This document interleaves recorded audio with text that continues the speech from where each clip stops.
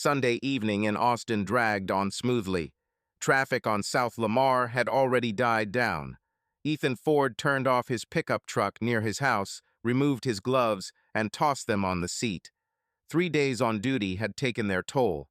The station's locker room smelled of smoke, disinfectant, and wet cloth. He'd brought these smells with him. The door to the house was unlocked. The overhead light was on in the kitchen. Lauren was sitting at the table, her hands folded, her elbows off the table. She always paid attention to such details. Her makeup was flawless, her hair styled. A cup of tea, no longer steaming, sat in front of her. "Ethan, we need to talk," she said.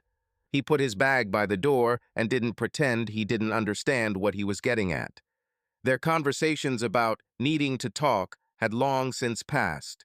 She rarely waited for him after his shifts. In restaurant life, the schedule dictated evening and night. Today, she was home. "Okay," he said. "Speak." Lauren sighed, looked at the table, then at him. "I've been wanting to say this for a long time. I'm in a relationship. For several months. Do you know Michael Hayden? He's the festival curator. We met in New York when I was doing an internship and consulting. Last week, he asked me to move in, to start a project with him. I agreed." The words rang out clearly, as if she'd been reading them in the mirror for many evenings. Ethan didn't sit down. He held onto the back of the chair with one hand, and with the other, he pushed the strap of his bag toward the wall. "Did you agree while we were married?" he asked.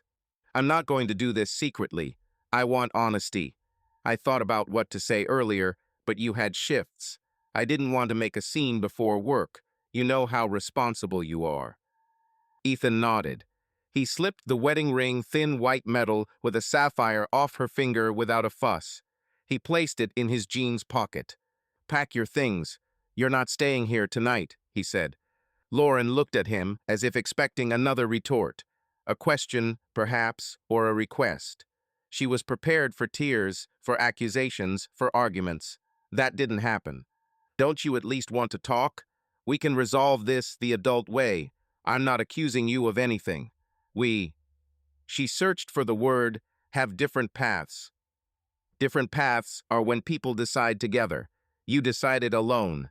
Pack your things. She stood up and went into the bedroom.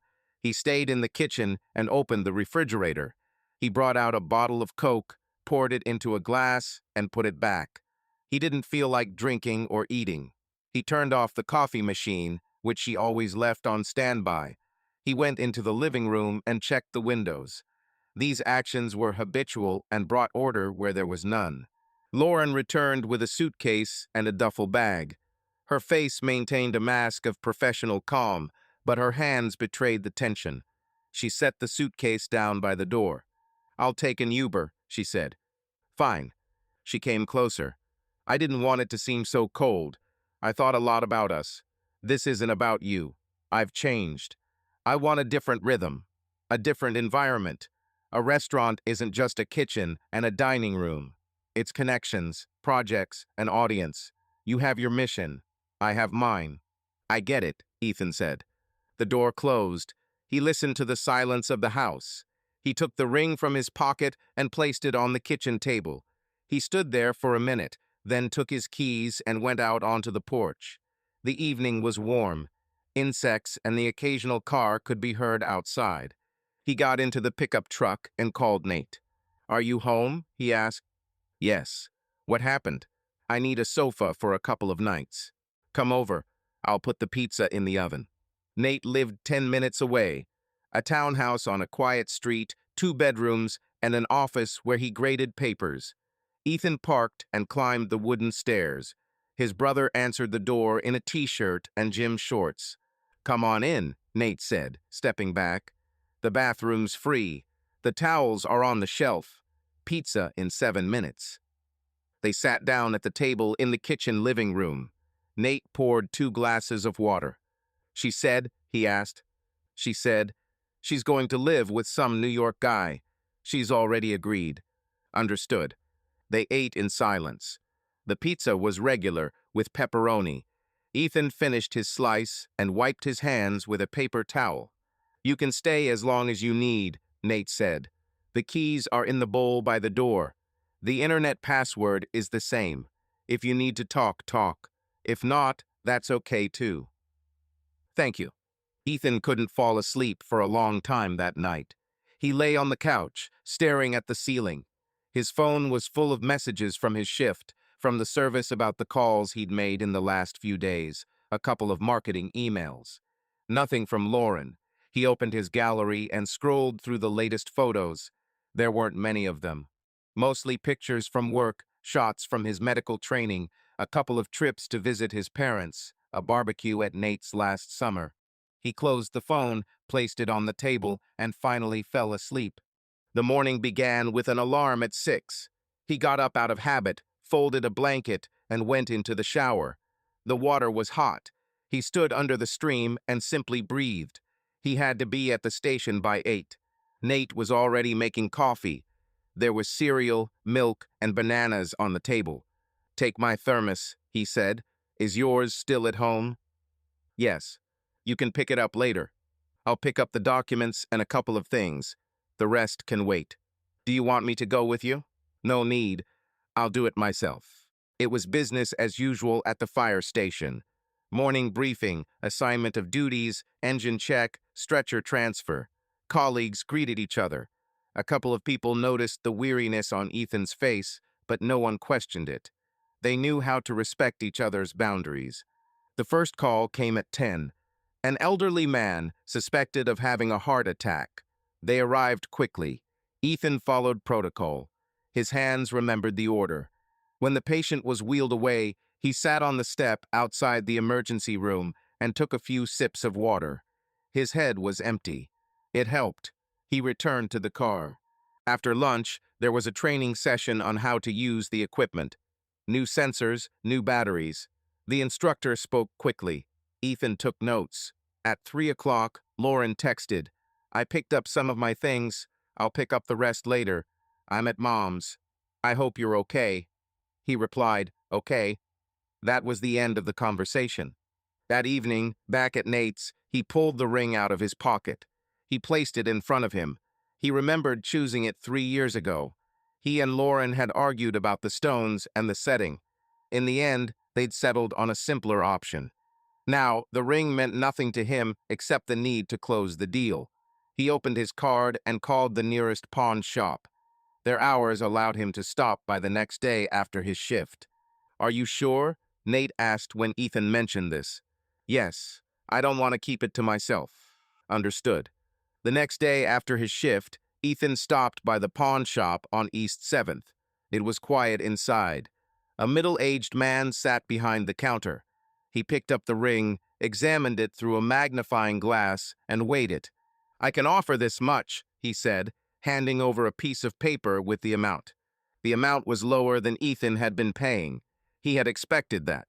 "Let's do it," he said. The money was given to him in cash. He put the envelope in his inside pocket. He went outside. The heat on the side of the road was intense, but the air felt lighter.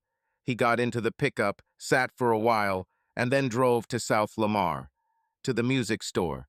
The interior smelled of wood and varnish. A young salesman was adjusting the strings on a guitar on display. "How can I help?" he asked. "I need acoustics, reliable, without unnecessary glitter, and strings." The seller brought out several options. Ethan picked up a used Gibson, sat on a stool, and tested the sound. The notes rang evenly. He nodded. "I'll take it," and a set of strings, also a tuner, and a cable. At Nate's house, he got out his guitar. He replaced the strings and tuned it. He sat by the window and began strumming chords. His fingers quickly learned the movements. He wasn't playing for an audience. He needed the process. In the evening, Nate returned from work and put soup on the stove. "I'll be at a school meeting on Saturday," he said. "The TA is organizing the installation of a new playground near the elementary school. They need some help. Will you come?" "What should be done there?" "Benches, poles, netting. Just work. Emily Reeves will be there. She's the architect. She's leading the project. She's normal. No unnecessary words. Everything is to the point." "Okay, I'll come." The night passed more calmly. Ethan didn't check his phone. He set his alarm and went to bed before 10 because the next day was a day off. He stopped by his place in the morning. It was empty. There was a note from Lauren in the kitchen, a list of the things she'd taken and a request not to throw out a box of her old recipes. He gathered his documents, a couple of t-shirts, work boots, and a few books. He locked the house and returned to Nate's. On Friday evening, the shift supervisor called him into his office. "Is everything okay?" he asked without pressure. "There are changes at home, but at work, everything is under control." "Fine. If you need a day off, just say so. Better to take a day off than to show up out of shape, but you're holding up well. Thank you." Ethan returned to the common room and sat down with the guys. Some were talking about the match. Others were discussing their kitchen renovation. He made a few remarks, not trying to dominate the conversation. He was content simply to sit in the circle. Saturday started early. We loaded the tools into Nate's pickup truck, added water, gloves, and sunscreen. A truck with supplies, a registration tent, and a table with coffee and donuts were already set up in the schoolyard. People were arriving, receiving badges, and checking in. "Hi," said a woman in a light blue t-shirt with the logo of an architectural firm. "I'm Emily. Are you the Nate brothers?" "I'm Nate. This is Ethan," Nate replied. "How can I help you?" "Let's start with the markings. There will be benches here, a shade canopy here. Ethan, could you go over with a level and check the slope of the site? We have a minimum slope planned for water drainage." "I can." She held out a level and a tape measure. "If you don't understand something, ask." The work began. Ethan walked along the line, marking it with chalk. There wasn't much of a desire to talk, and there was no need. Emily would come over at the right moment, check it against the drawing, and clarify. "A break," she said an hour later. "Water and a candy bar for everyone." They sat down on the edge of the old playground. Emily glanced at the guitar case in the back of the pickup. "Are you playing?" "For myself. It helps. We need music for the opening. Nothing complicated. A couple of familiar tunes to keep the kids and parents entertained." "I'll try." Agreed. Ethan nodded. He realized that for the first time in a week, his mind wasn't in a rush. No one was demanding he make a decision right away. He had a to-do list, and he could get it done. By midday, the first polls were up. Parents arrived with boxes of water and a cooler of ice. The children ran around the edge of the field, asking for a screwdriver, and the safety rules were explained to them. Emily walked around the site with a clipboard, checking off completed tasks. She didn't look over people's shoulders or make harsh comments. If something wasn't going according to plan, she suggested a different approach. "We'd better put some extra bracing here," she told Ethan as he secured the metal bracket. "The wind here can be strong." "I'll put it there." The day ended around 3 o'clock. Emily gathered everyone and briefly thanked them. She named those who had contributed the most and warned them about the next meeting on Wednesday evening to paint the supports. Nate noted the time in his phone. Ethan shook hands with a few people and put away his tools. "Thanks for your work," Emily said as he closed the truck. "We'll be glad to see you on Wednesday." "I will." He got into the truck and looked at his phone. There were 2 missed calls from an unknown number and 1 voicemail. He ignored them. He drove to Nate's house. On the way, he stopped at the store and bought groceries for dinner. That evening, they cooked pasta together and watched sports on TV. Nate told them about the school board meeting, about how he had to defend another textbook at a meeting. Ethan listened and felt better. Monday began without its usual chaos. Ethan woke up before his alarm, sat on the edge of the couch, and made a to-do list in notes. Shift, call the union lawyer, pick up mail from home, buy containers for things, call the bank about the joint account. There was a safety meeting at the station. Captain Miller ran the checklist, reminded everyone about the heat, and assigned tasks. Ethan took over ambulance duty and a corner of the exercise room for an hour after lunch. His colleagues were behaving normally, short conversations, professional jokes, no personal questions. It helped. The first call involved dehydration on a treadmill at a fitness club. The second involved falling down a flight of stairs in a private home. On both calls, Ethan acted automatically. His hands did their job, and his head didn't wander. At a gas station between calls, he bought a large water bottle and a banana, returned to the cab, and checked his to-do list. He called the union at lunchtime. The secretary connected him with attorney Teresa Clark, who handled family matters for department members. "Ethan, tell me briefly," she said in a calm voice.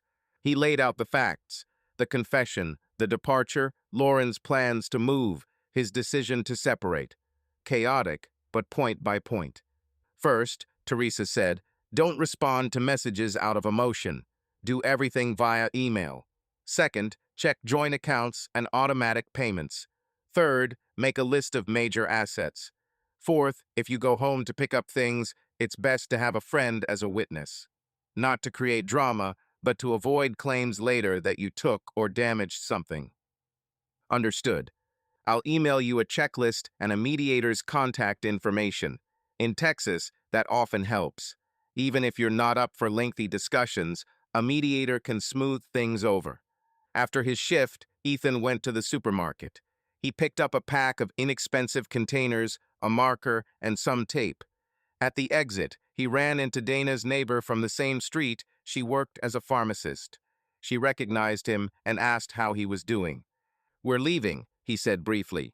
"I'm so sorry," she replied without questioning.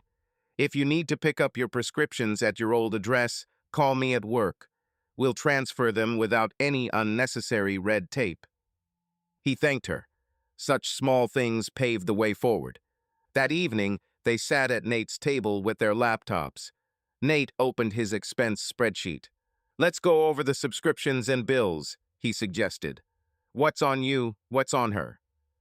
They found out. The electricity was Ethan's, the internet was Lauren's, the house insurance was joint, and the 2 streaming subscriptions were on a shared card. Ethan called the bank, temporarily restricted transactions on the shared card, and requested new details for his salary. "Don't drag it out," Nate said. "The faster you get rid of household clutter, the fewer reasons there are for unnecessary meetings." The next day, Ethan stopped by the house. He brought Nate as a witness, as Teresa had advised. Lauren texted him, "I'll pick up clothes, tools, documents. 6 p.m. The reply was curt, "Okay." When they entered, 2 boxes marked his stood in the living room. In the bedroom, Ethan carefully gathered shirts out of seasoned clothes, old photo albums, a guitar case, and a couple of souvenirs from his trips. In the kitchen, he picked up his steak knife and a thermos. "Want me to go through the list?" Nate asked, holding up the phone with the checklist. "Let's." They checked everything. No points of contention arose. Lauren didn't leave her room. He left the garage key and a note on the table. "I'll pay the electric bill this month. Then I'll transfer it to you." He lingered for a moment at the door. Not out of nostalgia. He was simply registering that this stage was complete. On their way back, the brothers stopped at a coffee shop. They ordered Americanos and sat by the window. Ethan's phone vibrated. An email from Teresa arrived with documents and a template letter for the mediator.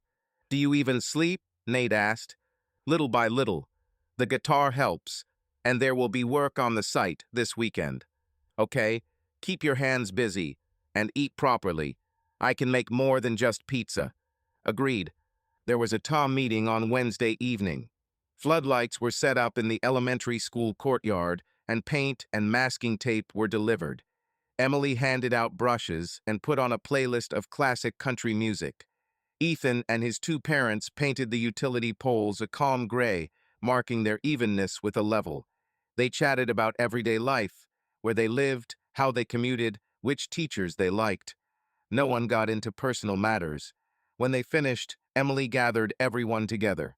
"Excellent. We'll be setting up the awning and benches on Saturday.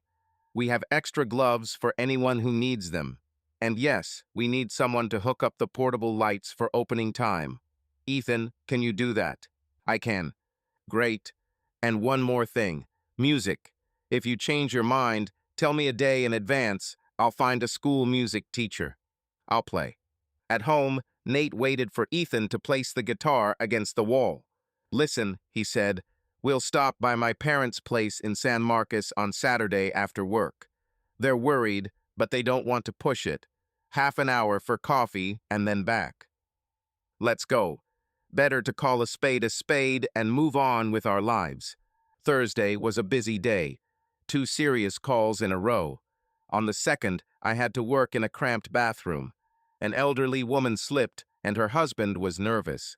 Ethan spoke calmly and to the point, helping his colleague, monitoring his metrics, and answering questions from his family. On the way to the emergency room, the patient's wife quietly said, "Thank you for speaking in normal language. It's reassuring." Phrases like these always kept me in good spirits better than coffee. After his shift, Ethan stopped by the small law firm where Leslie Morgan, the mediator on Teresa's list, worked. The office was on the second floor, with a simple reception area and a glass partition.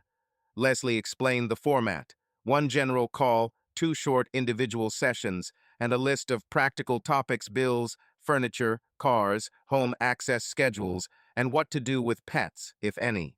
No children? She asked. No. Then it's usually faster. I'll send you a template agreement. If both parties sign, the court will limit itself to the technical details. On the way home, Ethan stopped at a hardware store and bought a set of hooks for his guitar case and some protective stickers for the door sills Nate's friends' nephews often ran over and protected the walls. Lauren sent an email that evening. It was flat, full of clauses and references to future contracts in New York. Finally, she asked him to pick up his tools from the garage by the end of the week because an insurance adjuster would be coming.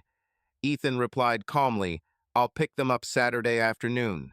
Attached is the list. He said Teresa. Friday passed in a routine. The weight room at the station, cardio, stretching. In the locker room, Ethan met his partner, Randall. "How are you?" he asked briefly. "I'm working. I'll be at the school playground on the weekends. Will you come? My son is studying there. I'll drop by." That evening, the brothers drove to San Marcos. Their parents met them on the porch. Mom hugged them, Dad shook their hand. The kitchen was filled with the smell of stewed beef and cornbread. They sat, ate, and talked about the weather, the school year, and the neighbor's new pickup truck. Mom asked just one thing. "You're not alone." "No, I have work, brother, people on site. That's enough." "If you want, we'll come and help with the house," said the father. "We won't interfere. We'll just show up." "Thank you. I can handle it for now." They were silent on the way back. The road was clear. At the house, Nate unloaded the tomatoes he'd grabbed from his parents' garden from the trunk. "Saturday is busy," he said. "Let's go to bed." Ethan checked his guitar, put his sheet music, which contained chords by Bob Wills and 2 simple country ballads, back in its case. He sat on the edge of the couch and wrote on his to-do list: opening lights, check extension cords, timer, spare bulbs. He closed the note and finally felt like the week had settled into a clear sequence. Legal steps, work, venue, family. Not perfect, but manageable. Saturday began with a quick chat in the chat. Emily sent a list: gloves, eye protection, water, sunscreen. A separate line asked that children not be brought onto the site without an adult's supervision. Ethan checked his tools: a level, tape measure, bit set, extension cords, portable spotlights, duct tape, and some zip ties. He put a folding chair and a guitar case in the trunk. Nate grabbed a box of gloves and a couple of liters of ice water. 3 trucks were already parked in the schoolyard. Workers from the contractor were unloading the metal supports of the canopy. Parents were receiving badges at the registration desk. A printout of the day's work plan hung on a board at the entrance. Assemble the canopy frame, install benches, secure trash cans, and check the drainage. "Good morning," Emily said, approaching them with a clipboard. She was wearing a baseball cap and a plain cotton shirt, the sleeves rolled up. "Nate, you're with the marking team, Sector C. Ethan will handle the awning rigging and the electrical for the temporary lighting. You'll be assisted by two dads from the second grade, Mark and Jeff. They're already here. Mark turned out to be a tall, taciturn man from it. Jeff was a talkative logistics manager, quick to joke, but equally dedicated to his work. They exchanged names briefly and got down to business. First, they leveled the site and checked the perimeter cord. Ethan walked around with a level, marking the anchor locations with chalk. Jeff pulled the tape measure and Mark held the posts. After the bolts were scattered among the containers, Randall approached with his first-grade son.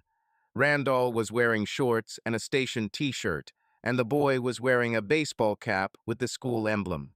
"I said I'd find you a proper job," Randall chuckled. "Where should I stand?" "Get some gloves and safety glasses," Ethan replied.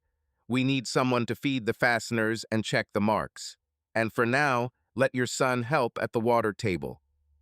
Randall nodded, led the boy to the volunteers, returned, and quickly got involved in the process.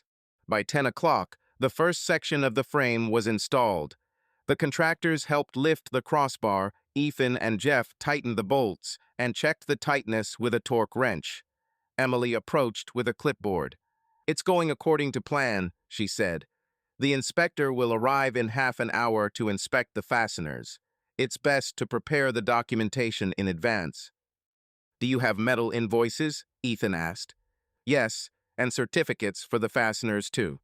While one group set up trash cans and benches, Ethan and Mark connected portable floodlights to the electrical panel in the school building. The principal had approved the power supply in advance.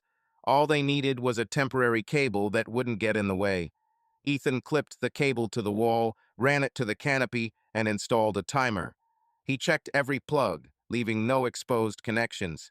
Parents milled around, asking questions, and he answered briefly without unnecessary details. "Why do you need a timer if it opens during the day?" someone asked. "The rehearsal is in the evening," Ethan said. "Lighting will be useful. And on opening day, part of the area will be in shadow, but lighting is still necessary for the stage and for safety." At 11 o'clock, the city inspector arrived, a short man in a vest with a badge. He said hello and opened a folder. "Who's responsible for securing the canopy?" he asked. "Me and these two," Ethan said, pointing to Mark and Jeff. The inspector walked around the frame, asked for a diagram, checked the markings on the bolts, and checked the anchor depths. He found one issue. A washer on one post was facing the wrong way. Ethan replaced it on the spot. "Otherwise, it's fine," the inspector said. "Consider the wind pattern. We get gusts here sometimes, especially in March. Add 2 diagonal braces at the corners. Does the design allow for that?" "It allows," Emily said, leafing through the drawing. "We'll do it." After the inspection, everyone breathed a sigh of relief. Emily organized a short break: water, fruit, cookies. People sat on the grass and by the curb. The children who were allowed to stay drew with chalk. Tom, the father of one of the students, sat down next to Ethan and Jeff. He was a construction worker, and his hands were visibly damaged by work. Tom offered a tool. He had a hammer drill more powerful than Ta's. "You can take it," he said. "You can return it later. I live nearby." "Thanks," Ethan said. "That'll save time on the diagonal." The break was over. In the remaining 2 hours, they installed the diagonals, secured the hardware, and returned to the benches. Randall and his son carried bags of wood chips to the sandbox area, and the boy proudly announced that today he, too, is working for school safety. By 2 o'clock, the mothers had arrived with lunches. Salads, hot dogs, and lemonade were spread out on the plastic tables. The school principal thanked the volunteers for their promptness. Emily announced the plan for the evening: secure the benches, clean up the trash, and mark out the area for the future mini-stage. There was also a short rehearsal of the lights and a microphone test. "Ethan," she said, "we've got a portable mixer, 2 microphones, and stands for rent. Can you hook them up?" "Yes, but I'll test it tonight when it gets darker," he replied. "And I'll check that the cables don't get in the way of the children." "Agree." After lunch, minor delays began. One of the sets of screws went missing. It turned up 10 minutes later in a different box. One of the parents brought the wrong size screws for the trash cans. They had to go to the store for the right ones. At one point, a cart carrying boards got stuck on the curb. Ethan and Tom lifted it and dragged it over. No one was upset. Emily calmly delegated tasks and made sure everyone stayed cool. She reminded everyone several times about water and cream. By 4 o'clock, the bulk of the work was done. Emily gathered everyone for a meeting, thanked them, and explained what needed to be completed tomorrow with a small team. She handed out stickers with the project logo and asked them to send photos for the report. Then she approached Ethan and outlined the next step. We'll check the lighting and sound at 8. The director won't be here, but we have access to the control panel. If you want to come later, I have the key. I'll be there by 7, he said. I want to calmly lay out the wires and check the hinges so no one trips. Okay, I'll bring some rubber cable grommets. They agreed to meet at the stage. Nate, meanwhile, was helping pack up the excess materials in the school's storage area. He stayed only briefly. He needed to take the boxes to the school garage. Ethan returned to Nate's house, showered, and ate. By 7, he was back at the playground. The traffic in the area had died down, and the air had cooled. Teenagers were playing on the field, and dogs were walking around the perimeter. Emily was already there, laying out rubber bridges for the cables. These ones should be placed at the edge of the stage, she said. Parents will be walking here. Agreed, Ethan replied, unwinding a coil of cable. He connected the mixer to a portable generator and checked the noise level. He connected one microphone and routed the sound to a powered speaker. He adjusted the volume and treble to ensure speech was intelligible. He asked Emily to say something for the test.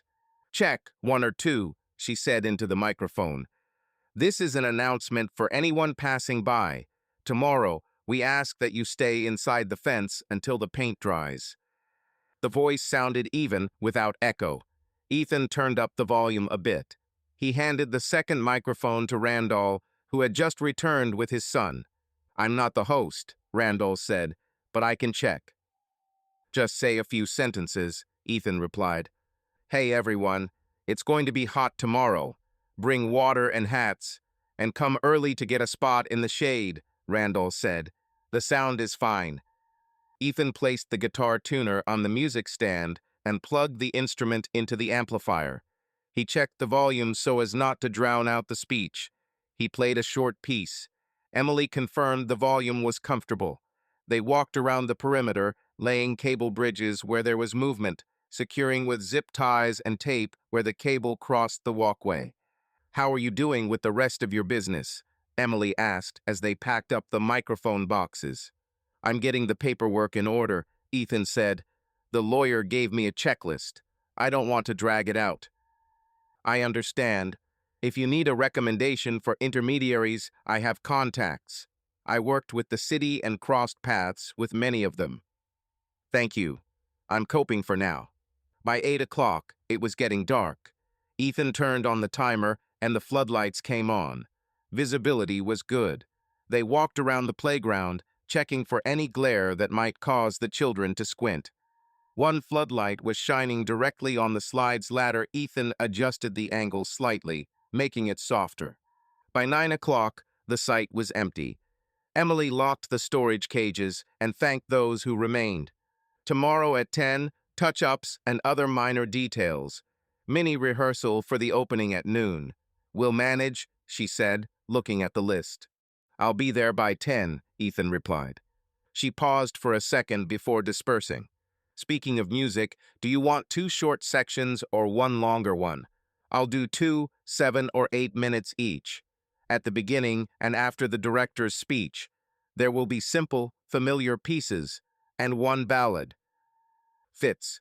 Ethan returned to Nate, who was sitting at his desk with his laptop, grading assignments. Well, how is it? He asked. It's fine. The inspector was here, everything's fine. They added the diagonals. The lighting is set up, the sound too. Rehearsal is tomorrow. Is Randall here? He came with his son. He helped. Nate closed the laptop. Any news from Lauren? He asked. Email. He asks me to pick up some tools from the garage by the end of the week. I replied that I'll stop by tomorrow afternoon. I attached a list. The documents are with the lawyer. Keep it up to speed, Nate said. The less emotion in the correspondence, the easier it will be later. I'm sticking to it. The night passed quietly. In the morning, Ethan arrived at the site a little before 10. There were fewer people than the day before. Those who were used to finishing the job remained. Emily laid out brushes, sandpaper, and a can of gray paint for touching up the areas where they had rushed the day before. Tom brought a laser level. He wanted to check the benches again. I'm being overly cautious, he explained. Then there will be fewer complaints. Right, Ethan said. He and Emily went through the checklist: pick up trash, check the trash can fastenings, add one hook to the awning, and update the markings for the future mini stage. Ethan turned on the spotlights again and walked a short walk with the director. The director liked it and asked to add a "no jumping from the awning" sign to avoid any complaints from parents. At noon, Ethan set up the mixer and checked the cables. The school's music teacher set up a wireless microphone for the principal. Emily practiced a short speech. She asked Ethan to play the introductory piece. He did. Everything was smooth. After rehearsal, Ethan drove to his house. He picked up his tools from the garage: a drill, a socket set, a couple of old clamps, and a box of odds and ends. He ran into his neighbor, Dave, who was watering the lawn. I heard you were leaving, Dave said. If you need help with the trash cans or anything, let me know. Thanks, Dave. I can handle it. He loaded everything into the pickup truck and sent Lauren a confirmation email. Tools picked up. List attached. Garage key left with Dave. He copied Teresa back. All communication remained crisp and precise. That evening, he strummed the chords for the following day. He set aside 2 fast pieces and 1 quieter one. Nate peeked out of the office. Are you ready? He asked. Yes, I'll do it tomorrow, and then we'll see. Monday morning began without a fuss. Ethan woke up before the alarm, did a quick stretch on the rug next to the sofa, and made coffee. His notes contained a to-do list: shift change, call the mediator, email the internet provider about transferring the contract, rehearse the set list for the venue's opening, and stop at the hardware store for some cable ties. At the station, Captain Miller gave a short briefing. The heat was persisting. Be alert for signs of overheating in your patients and yourself. The team dispersed to their assigned tasks. Randall ran his hands over his shoulders as if shaking off sleep. How was your weekend? He asked, opening the locker. The site is almost ready. The lights and sound are set up. The kids will be happy tomorrow, Ethan replied. Mine's already picked his shop, Randall chuckled. He said he'll be eating there until 8th grade. The first call came in 20 minutes later: dizziness in the grocery store. A middle-aged woman, weak, with a racing pulse, and the air was stuffy. Ethan calmly explained what he was doing, gave her water and oxygen as per protocol, and they drove her to the emergency room. The second call was a child with an allergic reaction at a new playground in a neighboring neighborhood. The mother was panicking, and the father was trying to reach the pediatrician. Ethan acted decisively, reassuring the parents, monitoring their breathing, and contacting the dispatcher to confirm the nearest department. On the way back, Randall said, You're like a metronome today. No swings. Keep it up. There is a plan, Ethan answered shortly. At lunchtime, he went out to the station's backyard, sat under the awning, and called mediator Leslie Morgan. The connection was clear. Is it convenient to talk? She asked. Yes, I'm on a break. Then let's go through the details. Is the joint account in the process of being closed? I'm processing the transfer. I'll send my salary to a separate account starting today. I'll set up automatic payments within a week. The house. Who stays, who pays the mortgage until a decision is made? She's staying until the end of summer. We'll split the mortgage equally for 2 months. Then we'll refinance. I'll email you the agreement. Okay? Cars? Each to their own. No collateral for each other. Personal belongings. I took everything I need. There are a couple of boxes of tools left. I'll pick them up this weekend. I have a list. Okay, then I'll prepare a template for the settlement agreement.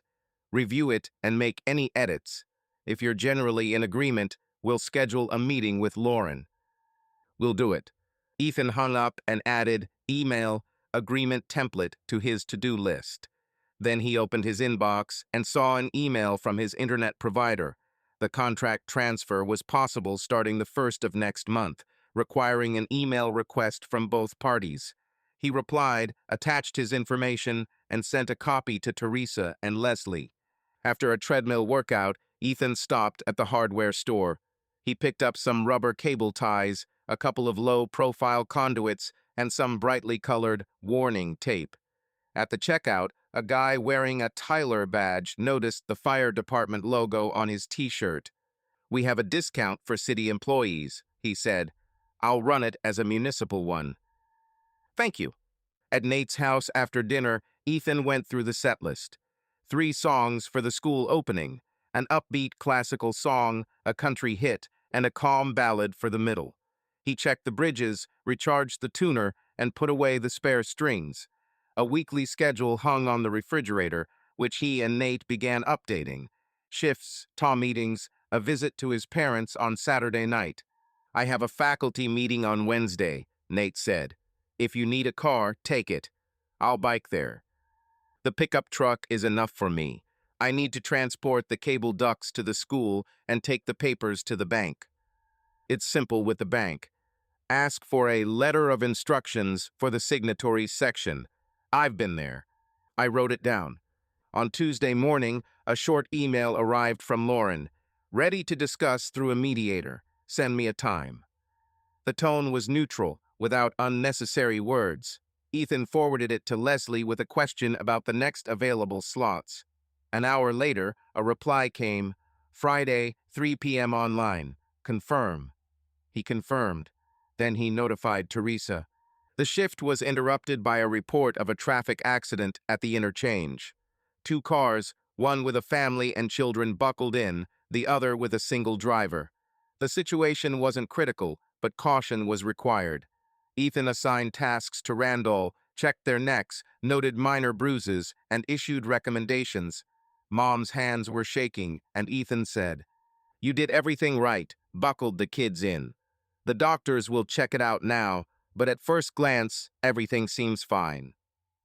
Phrases like these gave control back to the people, and that was important.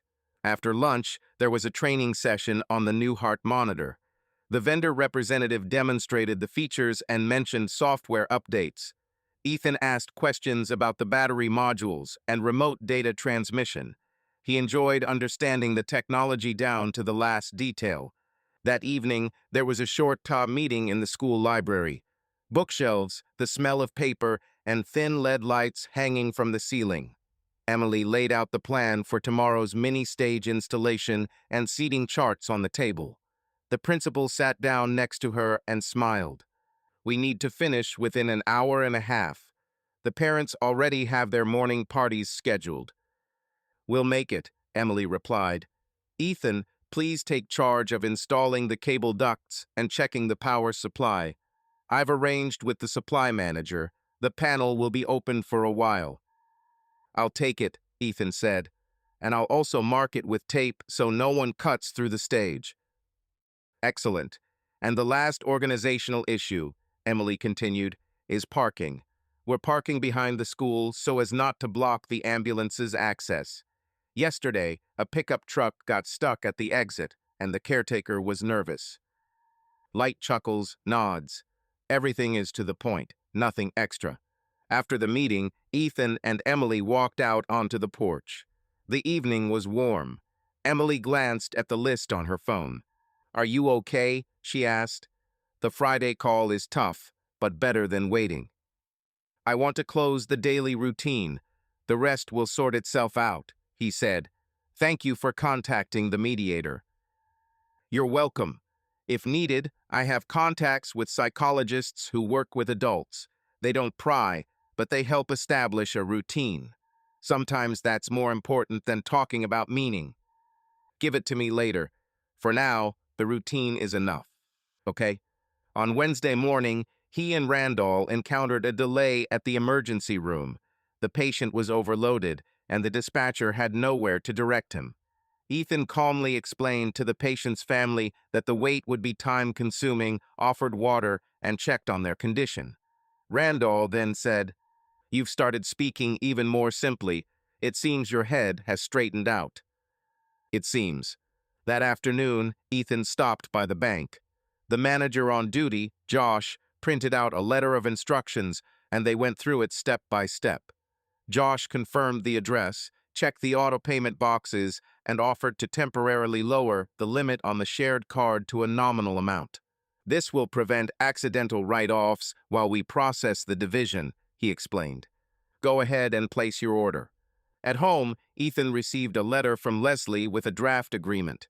The document was dry: addresses, deadlines, responsibilities, who pays for what until the X date. He glanced over it, adding a couple of clarifications: the final date for using the shared address, utility payment deadlines. He sent over the revisions. The stage was being moved that evening. They arrived on time and worked quickly. Tom brought a laser tape measure. The markings took about 10 minutes. Ethan ran the cables to the mixer, tucked them into the channels, covered them with rubber spacers, and secured them in the corners to prevent anyone from picking them. Meanwhile, Emily argued with the caretaker about the number of folding chairs. "50 isn't enough," she said. "There will be at least 120 people." "I only have 50 whole ones, the rest are loose," the caretaker replied. "If you agree to the creaky ones, I'll bring you another 30. "Let's take the creaky ones. We'll arrange them so they don't get in the way. If they break, we'll write them off according to the report.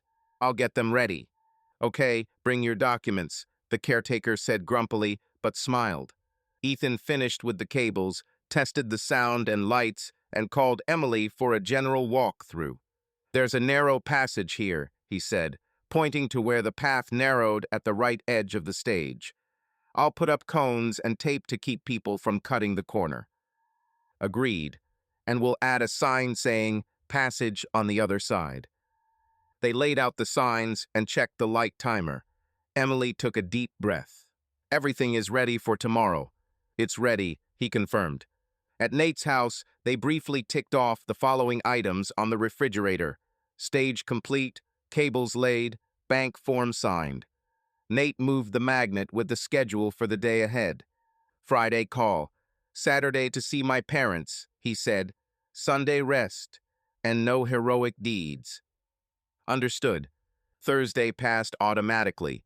A couple of calls, one training trip on how to interact with the police at a traffic accident, an evening rehearsal alone. Ethan went over his first chords again, so as not to worry about the little things on Saturday. Friday started quietly. The overnight rain had dampened the heat, and puddles still formed on the asphalt near the station.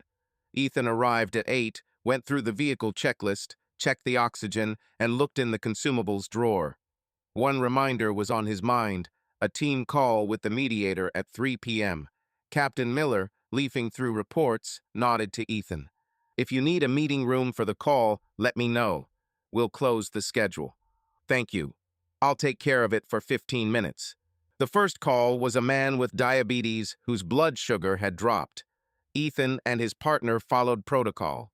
The man thawed out, and his wife thanked him and asked how to monitor the situation further. Ethan, following the instructions, gave simple recommendations and noted that it was best to consult with his doctor as soon as possible.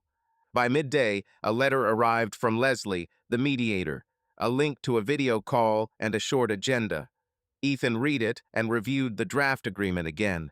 The house, the mortgage split for 2 months, a move-out date, a separate subscription section, internet transfer to Lauren, utilities according to the bills until date X, separate cars, no disputes over furniture, each keeping their own. At 1:30 p.m., we returned from our second call. A child had torn his knee on the school playground. A couple of sterile wipes were needed to calm the mother down and take him to the emergency room in case he needed stitches. On the way back, Randall glanced at him. "Are you ready for the call?" Yes, I read the documents and made some edits. The plan is simple. Less emotion, more points. Fine. If anything, the conference room is free. By 2:55 p.m., Ethan entered a small room on the second floor of the station. It had a table, 2 chairs, and a glass door with blinds. He closed the blinds and checked the connection. Leslie and Lauren appeared on the screen. Leslie opened the meeting. Good afternoon, everyone. Our task is to go through the document and formalize the agreements. Let's move on section by section. If anyone has any comments, please do so one at a time without interruptions. Lauren looked collected. Her hair was pulled back, a folder lay on her desk, and her voice was even. The division of the house went quickly. Lauren agreed to move out by the end of August. The mortgage was split evenly for 2 months, with a refinancing option available after that. Utilities were billed according to the meters, with readings taken every 2 weeks. Finance section. The general account is frozen for expenses, with some left over to cover 2 mortgage payments and utilities. All other charges are transferred to personal accounts. Lauren asked to keep one streaming subscription until the end of the month due to restaurant contracts. She uses some educational video courses. Ethan agreed, but asked to link it to her card. Leslie wrote it down. Property division. Everyone takes their own. No points of contention arose. Ethan took the tools, and the list was sent. Lauren keeps the kitchen appliances, but some of the knives are his. This point is now closed. Leslie concluded. I'll send you the final text in an hour. You can review it, and if everything is correct, I'll submit the settlement documents to the court. The court will set a date, most likely without your attending in person. Accepted, Ethan said. For the first time during the meeting, Lauren looked at the camera with something other than a businesslike gaze. Thank you for keeping this calm, she said. I would like to talk later separately, off the record. Not today. All questions via email, Ethan replied. It's safer for both of us. Leslie nodded. That's the right approach. That's all. The letter will be sent by the end of the day. The call ended. Ethan remained in the silent room for a moment, turned off the screen, took a couple of deep breaths, and returned downstairs. Randall raised his eyebrows. How? Exactly. Signatures are due next week. Great. Captain Miller waved them on. There was an alarm at the shopping center. A woman had become ill in line. Once there, Ethan and his partner worked seamlessly. 20 minutes later, they were already driving her to the emergency room. Everything was uneventful. At 4:30 p.m., the station announced quiet time. The equipment was working properly, no calls. The guys dispersed, some to their exercise machines, some to the TV. Ethan poured himself some water and sat down at the table to check his email. An email from Leslie arrived with a final version. Everything matched. The corrections were taken into account. He signed it electronically. A minute later, confirmation arrived. Lauren had signed too. At 5:05 p.m., my phone vibrated. A message from Nate. Check the news. That critic has been picked apart by several outlets. Looks like there's not just bribery, but a conflict of interest at the festival. The link led to a local Austin newspaper. The article described how renowned New York food critic Michael Hayden had been charged with consulting for festival participants while simultaneously writing reviews without disclosing the conflict and also providing paid consultations with promises of loyalty. The organizing committee then issued a statement. Collaboration has been suspended. Below are screenshots from social media of his private comments. Ethan didn't dig any deeper. The second link led to a food blog where they were discussing how old posts were being deleted and how several restaurateurs were publicly distancing themselves. He closed the browser. A single feeling hung over him, a strange release from expectations he no longer had. At 5:20 p.m., Lauren sent an email.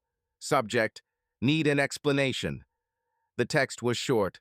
I didn't know about his schemes. It was all a surprise to me, too. I'm not asking for sympathy. If you decide to talk, let me know. I understand email only.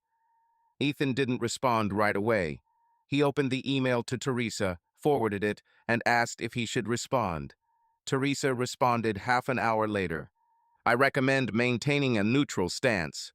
If you respond, say one line.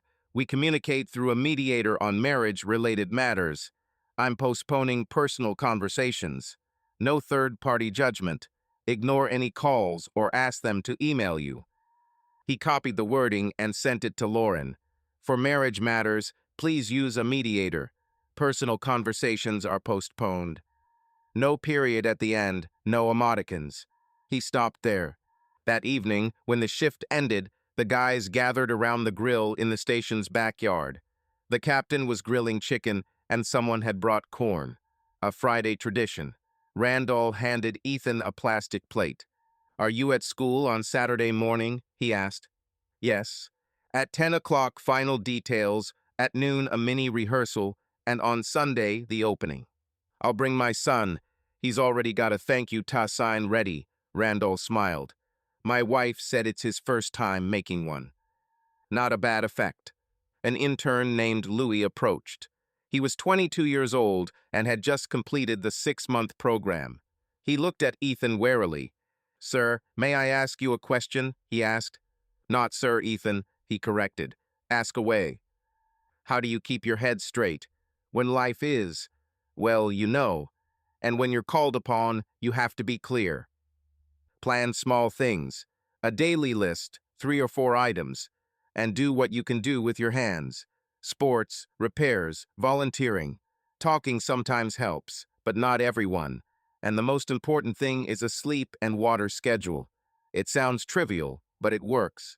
Louis nodded and left. Randall looked at Ethan. Almost like a lecture. You should be in the education department. Don't let the captain hear, Ethan chuckled. Around 8 o'clock in the evening, he was already at Nate's. His brother had cut tomatoes from his parents' garden and set the pasta and sauce on the table. They ate in silence. Then Nate opened his laptop. Have you seen the news? He asked. Yes. I feel bad for her. But these are her choices and her circle. You did everything right. The documents, the borders, no scandals. It's easier for everyone this way. Are they expecting you at the opening? Emily laid out the plan. I'm responsible for sound, cables, and 2 short blocks of music. Okay, I'll take the folding chairs I borrowed from my colleagues, and I'll bring some extra water. It runs out quickly in the sun. Ethan nodded and pulled out his guitar. He ran through the set list. Nate listened. Keep that second song, it's easier to listen to, and the ballad, closer to the director's speech. People will calm down, and then we can pick up the tempo. Fits. At 9:30 p.m., the phone vibrated. 2 missed calls from an unknown number. Then a voicemail arrived. Ethan ignored it. He sent Teresa a screenshot, as agreed. Her reply was brief. Don't answer. We're recording everything. He added the number to his silence list. Before bed, a letter arrived from Leslie. The court has accepted the documents. The technical hearing is scheduled in 3 weeks. No need to attend. I'll let you know when confirmation arrives. Ethan read it and felt relieved not because anyone else was feeling worse, but because his path had become clearer. He planned to spend Saturday morning at school. His notes were simple. Check the microphones, lay the cable bridges, check the timer, collect Nate's chairs, set up water coolers by the stage, and confirm the performance schedule with the director. Meanwhile, he'd stop by the garage that afternoon, as Lauren had written, and pick up the rest of the boxes. Old practice gloves, a set of Allen keys, a couple of cans of screws. Everything would be quiet, no unnecessary meetings. In Nate's kitchen, he made coffee, set his alarm for 7 o'clock, and sent Emily a quick text. Confirmed, on site at 10 o'clock tomorrow. I'll bring 2 cable bridges and extra blue tape. The reply came almost immediately. Great. The director asked me to bring an extension cord to the reception desk. See you. On Saturday morning, the neighborhood was almost empty. Ethan drove up to the school, unloaded the boxes, greeted the principal, walked around the site, and noted potential bottlenecks. Half an hour later, Emily and the volunteers arrived. There wasn't much work to do: touch up paint, pick up trash, and a final walk through. Everything was in hand. By midday, they'd completed a mini rehearsal of the script, the director's introduction, a thank you to the TA, Emily's short speech about the project, music, and then a group photo. Ethan checked the microphones. The sound was clear. Randall and his son brought their poster, and Mark and Jeff secured it next to the banner. After rehearsal, Ethan drove to the house to pick up some boxes. It was hot outside. He parked and called Lauren as promised. "I'll pick up 2 boxes from the garage. I'll be there in 10 minutes. She texted back, "Okay, I'm at my mom's. The house is empty." He opened the garage, quickly found his belongings, took a photo of the contents of each box, and sent copies to Teresa and Lauren. He locked the garage and left the key with Dave, the neighbor, as agreed. The morning started before the alarm. Ethan got up, made tea, and checked the list. Cable bridges, extension cords, a tuner, stands, spare batteries, blue tape, a cooler with ice. Nate was already up, loading folding chairs. "Meet me there at 9, he said. "I'll drop off the water at the registration desk." "Okay, I'm going to the stage." Volunteers were already working in the schoolyard. The principal was talking to a police officer about parking. The caretaker had brought a cart with chairs and looked more cheerful than on weekdays.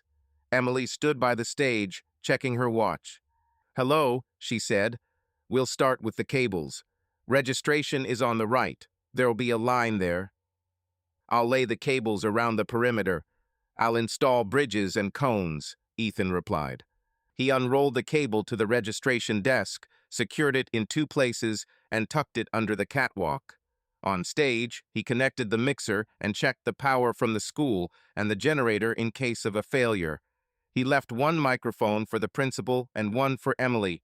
He asked the caretaker to bring 3 more extension cords. 1 went to the fan in the waiting area. By 9:30, parents and children had arrived. The children streamed toward the slide, held back by ribbons that read, "Before the start." Randall arrived with his son and a sign that read, "Thanks to the TA and volunteers." The boy was proud he'd made it himself. "Let's put it by the banner," Ethan suggested. "It's clearly visible." Emily gave a short briefing for the volunteers, who would be greeting guests, who would be responsible for the water, who would be maintaining order near the stage. The director checked the list of speakers again. Himself, a representative of the district council, Emily, then music, then a group photo. "Ready?" Emily asked Ethan. "Yes, the first block is short. 2 songs, he nodded. By 10:30, there were already over 100 people on the court. Children were jumping up and down. Adults were looking for shade. Ethan put on a short playlist to break up the silence. He checked the microphone. "We start at 11 sharp, Emily said. "I'll give the signal 5 minutes before the director comes out." Ethan walked along the cables. 2 women were trying to take a shortcut across the stage to the registration desk. He politely stopped them. "The passage is on the other side. There are cables here. You could trip." "Got it, thank you," one of them replied and returned to the path. At 11:15, a district council representative approached the stage, a man in a light-colored jacket. He introduced himself as John. He shook Ethan's hand. "Is the sound normal?" he asked. "Everything's checked. I'll turn on the microphone when the director gives the signal." At 11, Emily took the stage, took the microphone, and asked the audience to take their seats. The children gathered closer, and their parents sat on folding chairs and curbs. Emily introduced the director. He spoke briefly about the budget, the importance of courtyards, and community participation. The crowd applauded without fanfare, to the point. "There are many people here today who gave up their evenings and weekends," the director said. "And I want to especially thank the team that took charge of the technical and safety aspects. Ethan has been helping us out from the very first days of preparation." Several people turned to look at him. Ethan nodded. Emily took a step forward. "Thank you to everyone who wasn't afraid of the routine work. Paint, bolts, and cables aren't flashy, but without them, nothing holds together." After short speeches, there was music and a group photo. Parents, please supervise your children around new structures during the first few days while everyone gets used to them. Ethan picked up his guitar, checked the tuner, and stood at the microphone. A couple of familiar things to lift the spirits, he said. He played a light, recognizable country tune. The crowd nodded along. Then he switched to a more upbeat tune. The rhythm settled into a steady rhythm. Randall gave his son a thumbs up.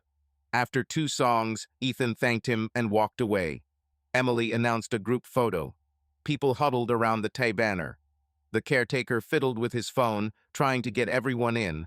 Then one of the parents brought out a tripod and took a series of shots. The opening moved into the free zone. The children finally had access to the slide and net. A short line formed at the registration desk for stickers and programs. A quiet bustle was going on by the water. Ethan walked around the perimeter, monitoring the cables. He adjusted the bridges several times where someone had tried to kick them over. At 12 o'clock, John from the district council approached the stage. "Excellent work," he said. "The music is also appropriate. Are you a professional?" "No, for myself," Ethan replied. "Got it. If we have any more events in the area, I'll give Emily your contact information. We could use your hands and brains." Through Emily, no problem. He walked over to the registration desk. Nate was putting more water on the ice. "You've already been put on the all-in-one list," he chuckled. "I'm glad you're here and not sitting at home." "I'm glad myself." Ethan checked the time. He had his second short set in 20 minutes. He returned backstage and tuned his guitar. Just then, he saw a familiar figure at the edge of the stage. Lauren. No makeup, wearing a simple dress, a light cape draped over her shoulders. She stood to the side, holding a bottle of water. Ethan felt something tighten inside, but his breathing remained even. He glanced at the stage, at his watch, and went back to tuning his guitar. Just then, Emily approached. "Is everything okay?" she asked quietly. "Yes, a friend has arrived," he replied without further explanation. "I'll play and then come over. If necessary, I'll cover the announcements," she said. "Thank you." Emily stepped up to the microphone and announced, "2 more songs, and then it's free time. Please, kids, don't run under the stage." Ethan stood up and picked up his guitar. For the second song, he invited anyone who knew the words to sing along. Many did. He finished, thanked everyone, and put the instrument back on its stand. As he stepped off the stage, he stepped aside to remove the cable loop from his shoe and saw Lauren approaching. She stopped 2 meters away. "Hello," she said. "Hello," he replied. "There are people passing by. Shall we move to the edge?" They retreated to the shady side, where it was quiet. There were cones for passage 5 steps away and bushes nearby. "I saw the announcement about the site on the director's feed," Lauren said. "I decided to come. I won't be in the way. I wanted to say that I signed the paperwork, and that I'm sorry about it." "I saw the signature," Ethan replied. "Thanks for the quick response." "Ethan," Lauren spoke quietly, making no attempt to pause. "I realize it's too late. I've been thinking a lot. I've been to a therapist, trying to get my head straight. What happened with Michael isn't an excuse. It was my mistake. I wanted a different rhythm, a different, more pictorial life. Now I realize I've lost what was my foundation." He listened without interrupting. The scene behind them continued. Someone announced lemonade. Children laughed at the slide. Ethan answered calmly. "I hear you. We're formalizing everything through a mediator. That's right. I'm putting off personal conversations. I don't need an explanation of the past. I'm moving on." "I'm not asking you to come back," she said quickly. "I wanted to apologize and ask if you mind if I take some of the books from the office. They're my notes on the restaurant and some old notebooks." "Email Teresa and Leslie. We'll arrange a time," he said, via mail. "Good. Ethan, I saw you play. It was great. I'm glad you have people. I have a job, a family, a project. That's enough." Lauren nodded. She was silent for a moment, as if gathering her strength. "The last thing," she said, I said then that we are different. It was convenient. The truth is, I was scared of ordinary life. I thought everyone around me lived a brighter life. It turned out that many people simply worked and kept their word. I didn't. I'm sorry. I forgive you, Ethan said. But I'm not going back to that point, and I'm not going to discuss it again. Understand? He nodded towards the stage. I need to get back to the cables, he said. There are a lot of people today. I'm responsible for security. I'll go. Thanks for listening, Lauren said. She stepped away, making no attempt to continue. Ethan remained in the shadows for another minute, checked his breathing, and returned to the stage. Emily met his gaze, no questions, simply noting that he was there. He lifted the bridge that had been moved and adjusted the tape at the exit. After the official part, the free part began. Parents came up to say thank you. The director handed Emily an envelope with receipts for the equipment rental and asked her to pass them on to the accountant. Randall and his son approached Ethan. He said that when he grows up, he's going to be a fireman and lay wires properly. Randall smiled. Let him learn to tie his shoelaces first, Ethan replied. The boy laughed and showed him a neat knot. By 1 o'clock, the heat had intensified. Emily gave the order to dismantle the stage. Ethan turned off the power, carefully removed the cables, coiled them, and stowed them in crates. The caretaker helped with the chairs and said he was confident that people would complain less than last time because it was done so smoothly. Once everything was packed, Emily sat down on the edge of the stage and finished her water. How are you? She asked. Fine. Lauren came up to me. We had a quick chat. It was all business, Ethan replied. Got it. If there's a setback later, that's okay. But I see you're holding up. Yes, the structure helped me. And the fact that we have real tasks here. Everything went smoothly today. Thanks for the cables. Without you, we'd be stumbling, Emily said. It's not complicated. The important thing is to do it without fuss. The director returned, shook their hands, and thanked them for the celebration. He asked them to send him a list of missing items for future events, cones, ribbons, and markings. I'll write this evening, Emily said, and I'll send a report to the TA. They separated around 2 o'clock. Nate loaded the remaining chairs into the pickup. Let's go to my place, he suggested. I have some cold pasta and lemonade. You can sleep it off later. Let's go. At home, they ate quickly. Ethan took a shower, sat on the couch, and opened his phone. There was an email from Leslie. The court has confirmed receipt of the documents. The hearing date is such and such. I'll send confirmation early this week. Next to it was a new email from Teresa. I see correspondence regarding things. You're doing the right thing. Please do not respond to personal requests that go beyond the agreed-upon terms. Ethan replied, acknowledged. Then he pulled out his guitar and quietly checked the strings. Nate peeked out from the kitchen. Going to see your parents tomorrow, he reminded. Yes, let's tell it like it is, without details. They'll be nearby, but they won't push you, Nate said. I baked some cookies. We'll take them. Fine. That evening, Ethan took a quick stroll through Nate's yard. The neighbors were barbecuing. Someone was mowing the lawn. Everything looked ordinary. Monday brought a clear schedule. Ethan had a day shift, a TA meeting to review the opening that evening, and an on-site equipment inspection at a substation in the south of the city on Tuesday.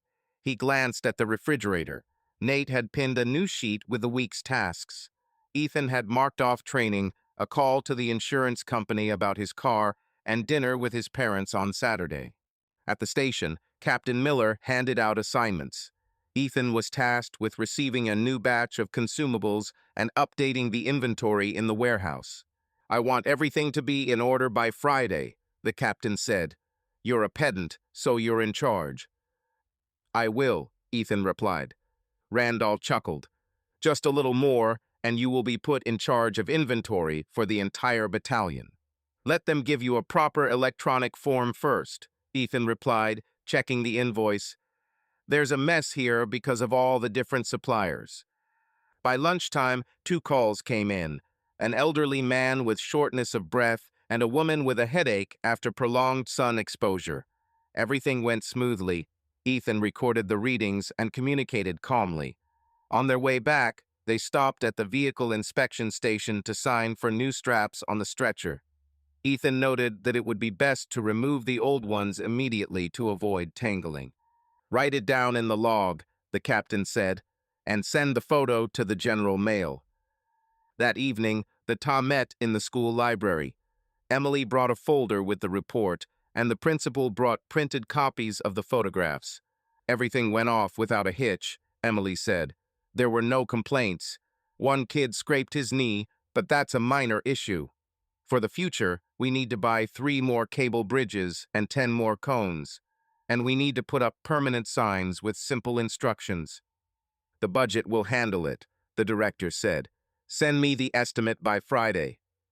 Ethan added, "It's also worth securing a bar at the edge of the stage. People often hit it with their feet." "We'll accept," Emily nodded. At the end of the meeting, several parents approached Ethan to thank him for the music and cables. He responded briefly, without unnecessary modesty or posturing. It was a simple thank you for a job well done. After the meeting, Emily suggested coffee at the diner across the street. It was quiet inside, smelling of fried bacon and coffee. They each grabbed a cup and sat by the window. "How do you keep to a schedule?" Emily asked. "You seem to have everything planned out." "Otherwise, my head goes crazy," he replied. "I realized I need a routine. Work, sleep, guitar, volunteering, and simple tasks that can be completed in one go." "That's a good approach," she said. "I have a similar one. I divide my day into blocks. Design in the morning, construction and deliveries in the afternoon, and administration and emails in the evening. If I do it the other way around, I get stuck." "I noticed how you set goals on the court. Calmly and without unnecessary words. It works." Emily smiled. "On a construction site, unnecessary words get in the way. People need to clearly understand what to do, and they need to be trusted." They discussed a few more points about the site, drank coffee, and parted ways. Ethan felt like his conversations with Emily were keeping him on track and not holding him back. On Tuesday morning, he went to the South substation to check defibrillators and supplies. Another shift was working there. Deputy Site Manager Mrs. Park asked Ethan to demonstrate how he kept a stock spreadsheet. "There's no confusion," she said, looking at his file. "May I borrow your uniform? We'll customize it for ourselves." "No problem," he said, and sent back the template. On the way back, Leslie, the mediator, called. "The court set a date for the technical hearing. I sent a confirmation. Nothing else about the subpoena. Now it's just a matter of waiting for the letter." "Got it," Ethan replied. He had a window during the day, so he stopped by the station's gym. 40 minutes of cardio, 15 minutes of stretching, then a short shower and an electrolyte drink. Randall waved him in from the gym. "Hey, old man, you're as good as new today." "I started sleeping normally," Ethan replied, "and drinking less coffee." That's the secret. On Wednesday evening, Emily texted, "The Ta and I are doing a mini fair at the school on Saturday with food and books. We need help with portable tables and electricity. Can you handle it?" "Yes," he replied. "I'll bring 2 extension cords and check the circuit breakers." "Great. And one more thing. On Sunday, my friends and I are going out of town on the trail for a short hike and a picnic. If you want, join us. No strings attached." Ethan looked at his schedule. Sunday was free. He wrote, "I'll tell you Friday. For now, yes." On Thursday evening, the brothers went to their parents' house for dinner. The drive took an hour. Their parents' house was on a quiet street with a small lawn outside the windows. Mom opened the door and hugged them both. The dishes were already in the kitchen. "We're glad to see you," she said. "No questions, just dinner."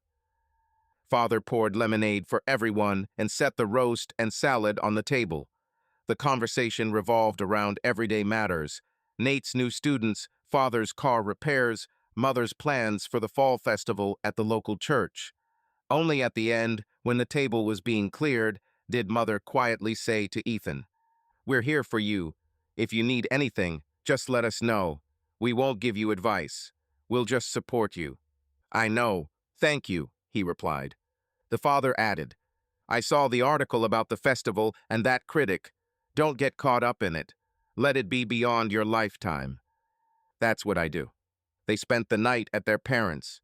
In the morning, Dad and Ethan went out to the garage and got out their grandfather's old toolbox. "Take care of them," said the father. "These are work things. If you need any of them, take them. I'll take a 30M wrench and a couple of chisels. We'll leave the rest." On Friday at the station, Captain Miller announced that Ethan would be temporarily in charge of the shift when the captain went to a meeting or on vacation.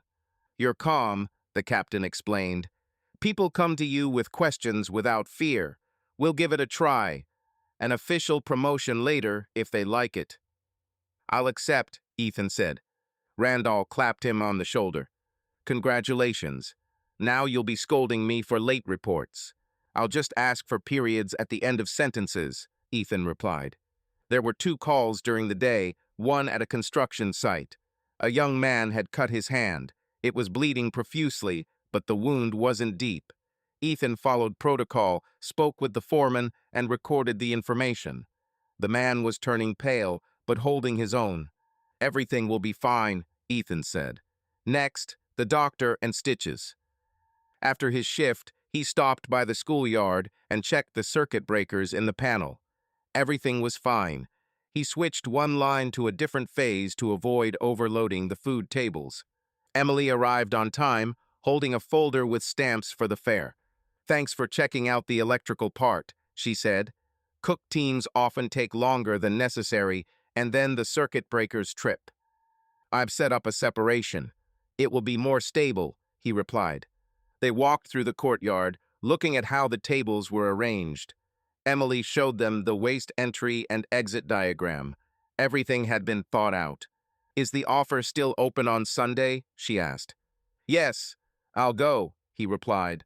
"I haven't been on the trail for a long time." "Then at 10 at my house, I'll send you the address." The Saturday fair went off without a hitch. People brought homemade baked goods, and children's books were arranged on tables by age. Elderly neighbors brought peaches and syrup, and schoolchildren sold lemonade to raise money for the sports fund. Randall and his son stood by the lottery wheel, smiling at everyone. Ethan checked the machines and cables from time to time, moving the cones when narrow passages formed. The director arrived around midday. "Thanks for keeping an eye on the electrical system. In previous years, everyone was arguing. Today, it's quiet."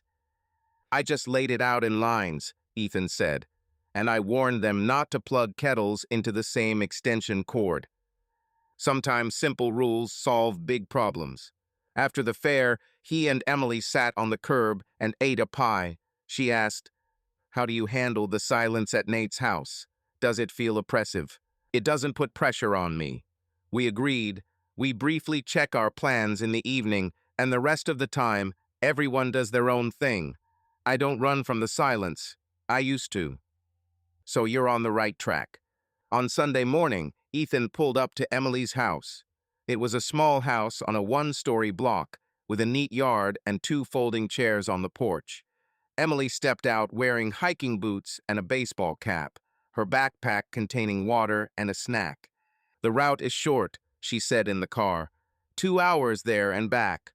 Then a picnic by the lake. Friends will arrive later." On the way, they talked about simple things. Ethan talked about training young people at the station, Emily about a delay in deliveries for another project. She didn't ask about Lauren. He didn't feel he had to talk about it. The trail started at the parking lot. A sign warned of snakes, but the trail was clear. They walked at a moderate pace. After 20 minutes, the conversation turned to age and endurance. "At 33, I recover from shifts differently," Ethan said. "If I don't watch my sleep, I collapse. I used to be able to drag things out without a routine.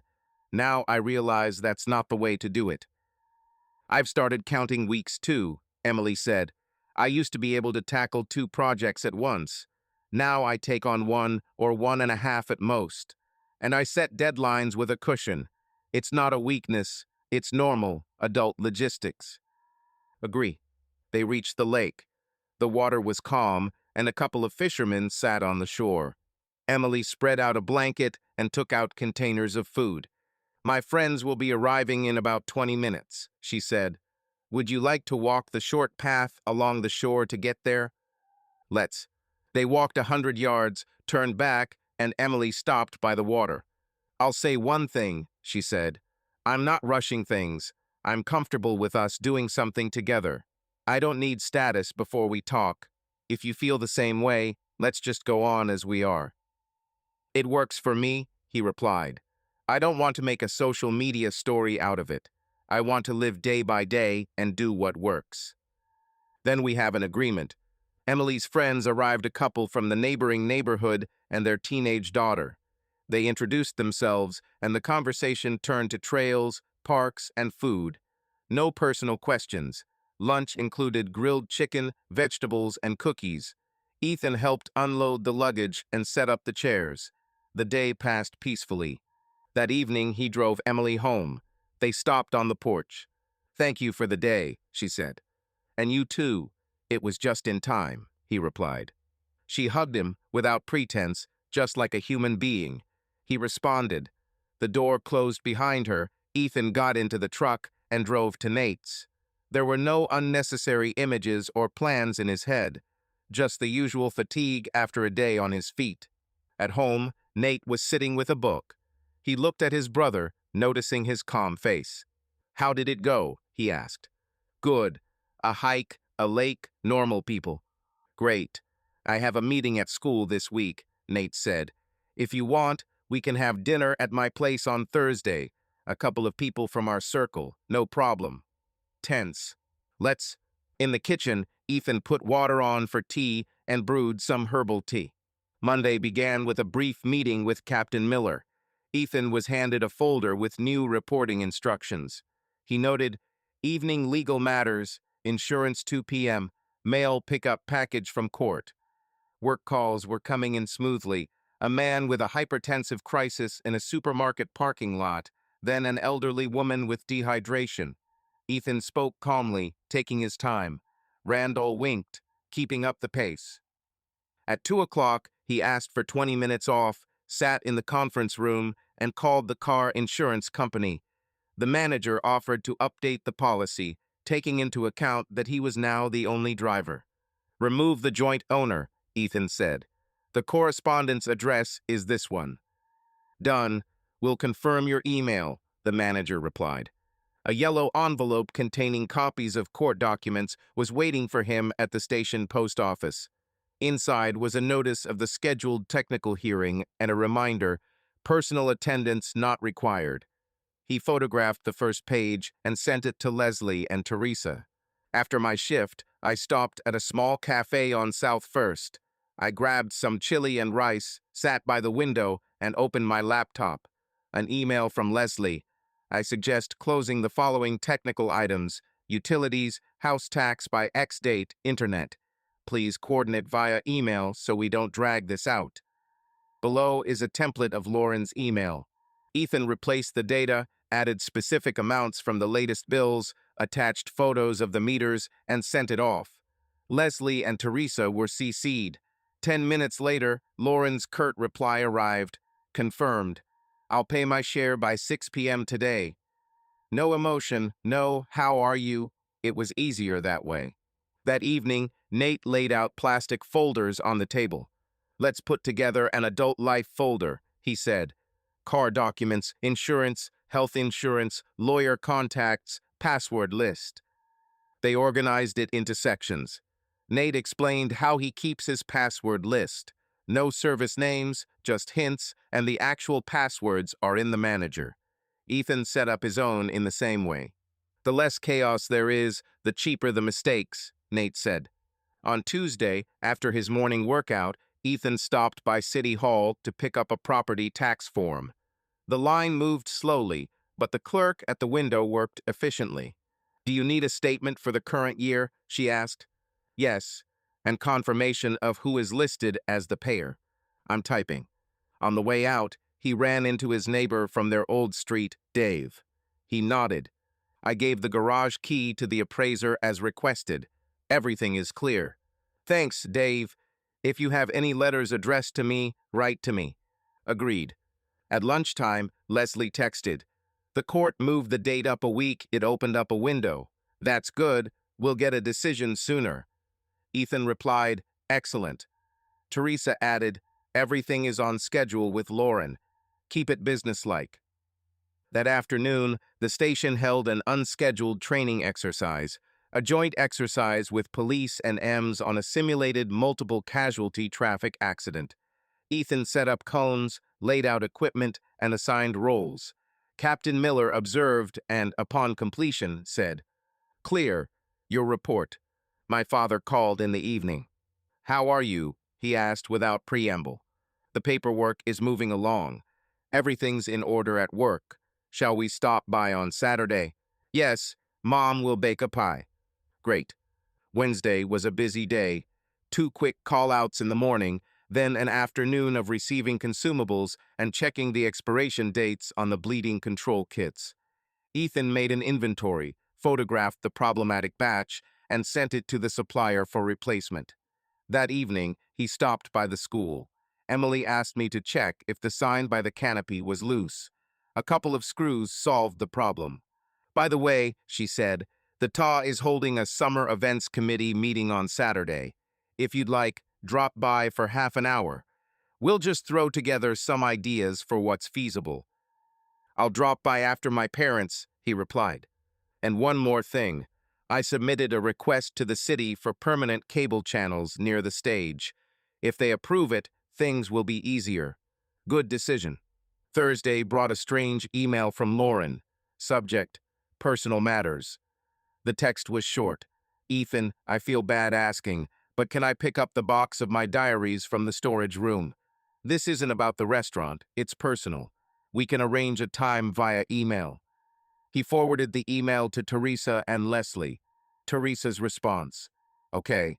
A list and a photo of the contents will be required. You won't be present. The neighbor has the key. He's documenting the fact. No in-person meeting. Ethan wrote simply, Saturday from 1 o'clock to 1:30 p.m. through Dave. He has the key.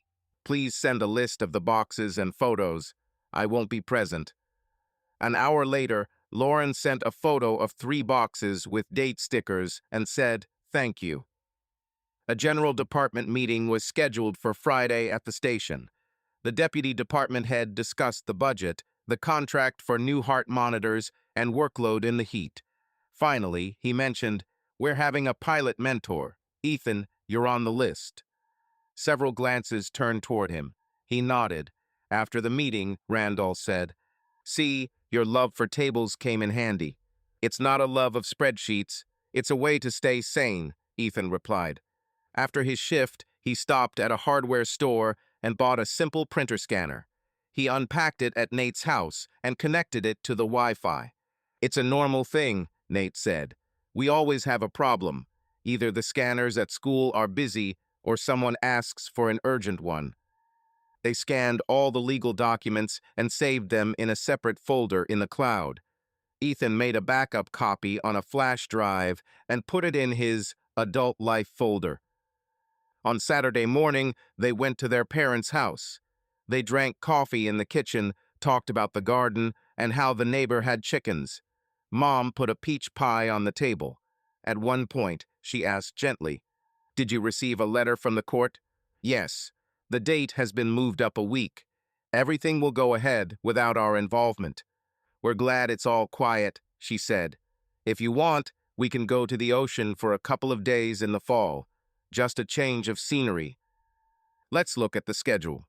Ethan's father took him to the garage and showed him a sanded wooden shelf. Should we put it at Nate's? He suggested. For your folders. Great idea. On the way back, Ethan texted Dave, Lauren's 3 boxes are being picked up in an hour. Are you home? Yes, I'll open the garage and write down the time. 2 hours later, A confirmation arrived with a photo of the closed garage and the short phrase, "Picked up 3 as listed." That afternoon, Ethan stopped by the school for 15 minutes for a TA meeting. 6 people were sitting in the library, and Emily had laid out post-it notes on the table. "Some are ideas, but don't overdo it," she said. "Outdoor movies, board game night, mini concerts." At a first aid lesson for parents, Ethan suggested. A low-stress, hour-long lesson. How to recognize heat stroke, when to call 911, what not to do. "We'll take it," Emily nodded. "Can we do it at the end of June?" "Yes, I'll prepare a short presentation and a checklist." That evening at home, Ethan sat on the balcony for the first time in a long time. Nate had a small table and 2 folding stools there.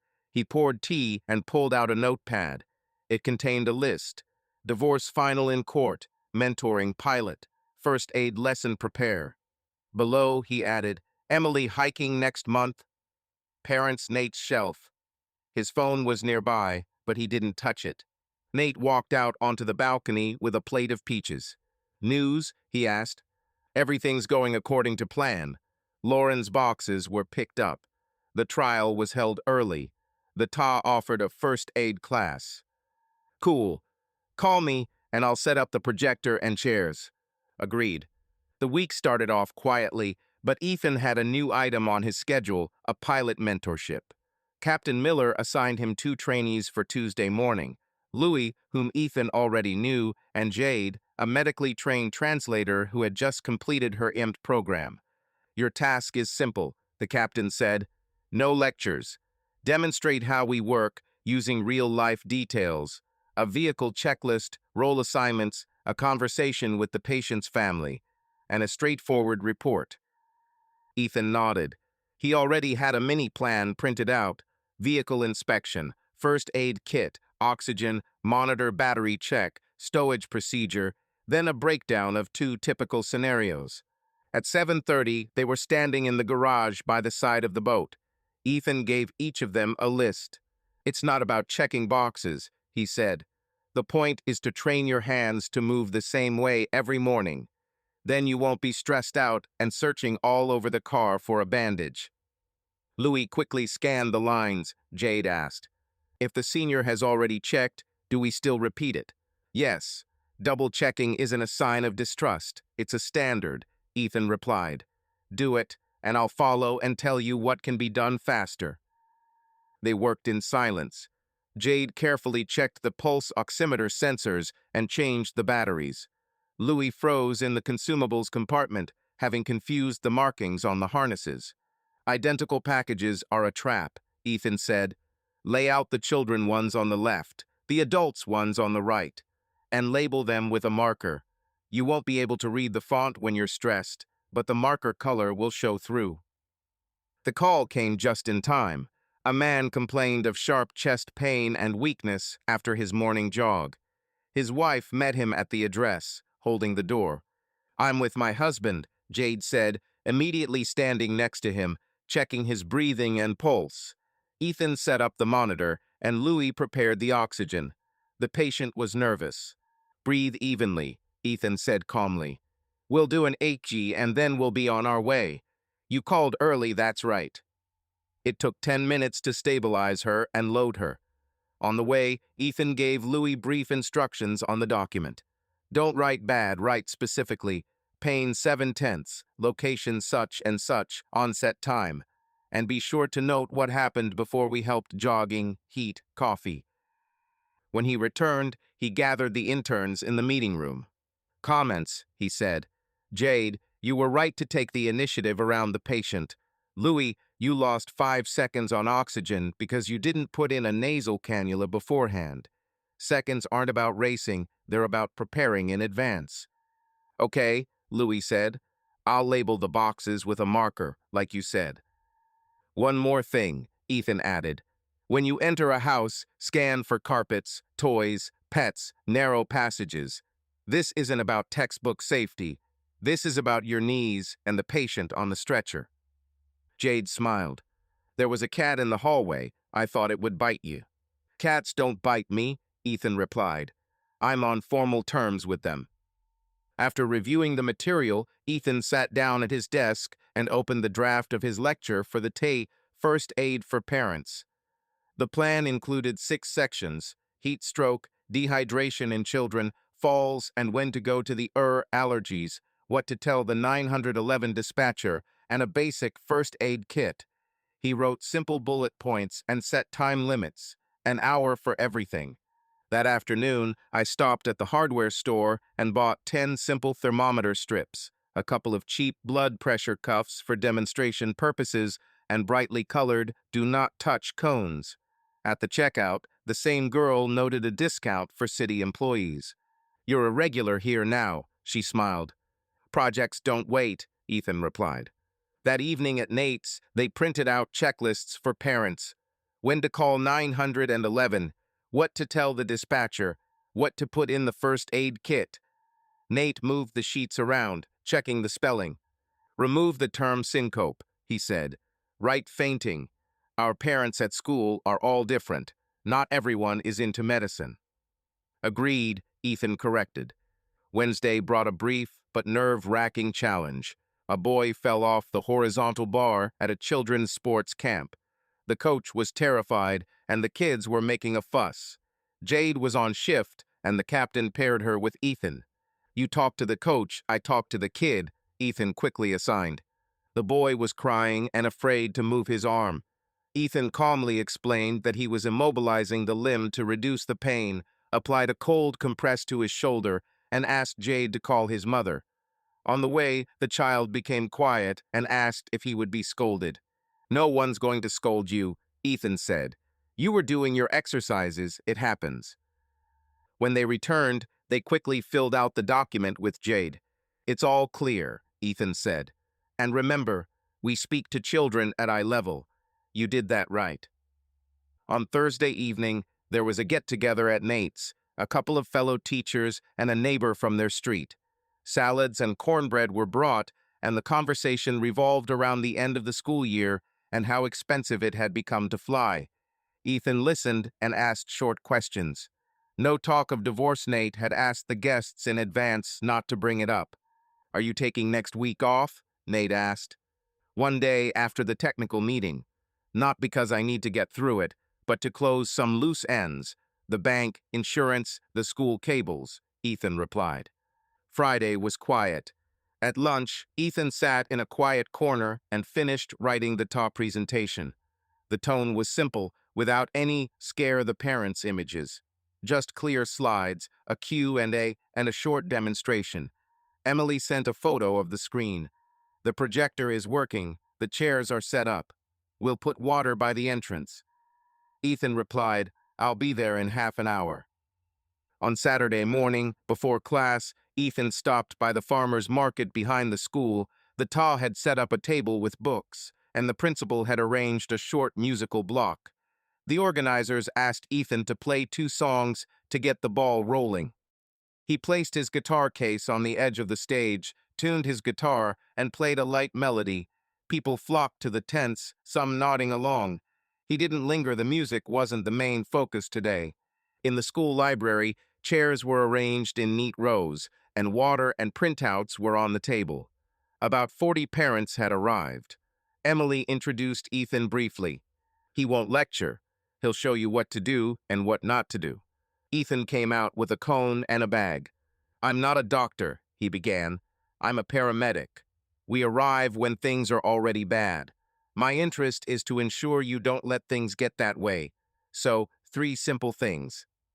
He spoke for 45 minutes without rushing, pausing for questions. He demonstrated how to describe a symptom rather than an emotion, how not to treat a child's headache with adult pills, how to prepare a simple home first aid kit without 10 unnecessary sprays. He handed out checklists and demonstrated how to tell the 911 dispatcher. Address, what happened, whether there was breathing, any contacts, any dogs, how to get into the house. One mother asked, "If a child passes out on the playground in the heat, but then seems fine, should they be taken to the ER?" "First, water and a quiet place," Ethan replied. "Check his orientation. Does he know his name, where he is, what day it is?" If in doubt, call 911. Better to avoid hospitalization than to let's wait and see if it gets worse. Someone took a photo of the slide, and Ethan didn't object. At the end, he showed off a $25 first aid kit, a thermometer, bandages, simple hand sanitizer, gloves, and an ice pack. No magic sprays. Emily was nearby, distributing water and keeping an eye on the door to make sure latecomers didn't make noise. After the lesson, 3 parents approached him to thank them and ask about allergies. He gave the same simple answers without online diagnostics, reminding them to see a pediatrician. Emily collected feedback questionnaires. "I heard the director's comment," she said as we left. "She wants to put your checklist on the school website. Do you agree?" "Of course. Just make sure the PDF doesn't contain my contact information," he replied. "Let them write to the TA." "We'll do it." That afternoon, Ethan stopped by the bank and signed the final forms Josh had mentioned. On the way out, he checked his email. A short message from Lauren had arrived. "Thanks for the checklist. Would you mind sharing it?" He didn't respond directly, but forwarded it to Emily. "Request from Lauren. If we share it, please do it through the TA." Emily clicked OK, and an hour later sent her a link to the school's page with the PDF. On Sunday, he and Emily took a short trip to the suburbs. She wanted to check out a site in a nearby neighborhood where they were planning to improve the lighting. The park was different, more mature trees, fewer open spaces. They walked around the perimeter, Emily photographing the dark corners. "Teenagers gather here at night," she said. "The light isn't about kick them out, it's about visible, and there's less reason to complain." "Put up 2 posts at the edges and 1 at the entrance," Ethan figured, "and a cable duct in the ground so they don't have to push carts over the wires." "That's what I'll suggest," she said, writing it down. On the way back, Emily turned on the radio. They were silent for a few minutes. Then she said, "Have you noticed how often you start saying, 'We'll do it,' instead of 'I'll try'?" "I hadn't thought about it," he replied. "Probably because things around me became real. Not someday, but this week. This is a good sign." That evening at home, Ethan, as usual, laid out his Monday chores: shift work, mentoring report, calling Leslie to make sure everything was in order for the court date, and purchasing 2 cones for school. Nate peeked into the kitchen. "Is the lesson over?" he asked. Yes, it was calm. The parents asked reasonable questions. "Emily wants to post the checklist on the school website." "She already has." "Excellent. See, you no longer live by responses to crises. You live by plans." "That's exactly what I want." Tuesday morning began with an email from Leslie. Subject: ruling issued. Inside, it was brief. "The court has approved the settlement. The marriage is dissolved. A copy of the ruling is attached. The original will arrive by mail within 10 days. Ethan read it twice, saved the PDF to his adult life folder, and backed it up to a flash drive. No fanfare, just a document that closes the process. He poured coffee and wrote 3 messages. To Nate: "Decision made." "Home tonight." To Teresa: "Received a copy. Thanks for the follow-up." To Leslie: "Thanks. Now updating the documents with the insurance company and HR." The phone remained silent. He grabbed his sneakers and went for a 10-minute jog around the block. He wasn't thinking about Lauren, but about updating the beneficiaries and the address on his driver's license. At the station, Captain Miller called me into his office. "Did you see the letter?" he asked, nodding at the printed schedule. "I've nominated you for a temporary seniority bonus. For a month, for now. We'll see how the mentorship pilot goes." "I will," Ethan replied. "One more thing. There's a heat briefing at the City Hall on Thursday. I'd like you to give a quick overview of what not to do outside. 5 minutes. Audience, residents, the press, a couple of officials." "I will. I will prepare 3 theses." The morning was spent on calls. A man pulled a muscle after a tennis match. A teenager at the mall had a panic attack. A grandmother had a blood pressure spike. Everything was according to protocol. During the break, Ethan pulled out his work tablet and filled out an HR form to update his marital status. Divorced, new address, beneficiaries his parents and Nate, equally divided. He signed electronically. Then he wrote to Josh from the bank. Please update the beneficiaries for the account and deposit. I'll be back tomorrow with the documents. After his shift, he stopped by the Union Hall. The building was simple, with posters announcing picnic dates and lawyers' contact information. Carol, a familiar face, was sitting at the counter.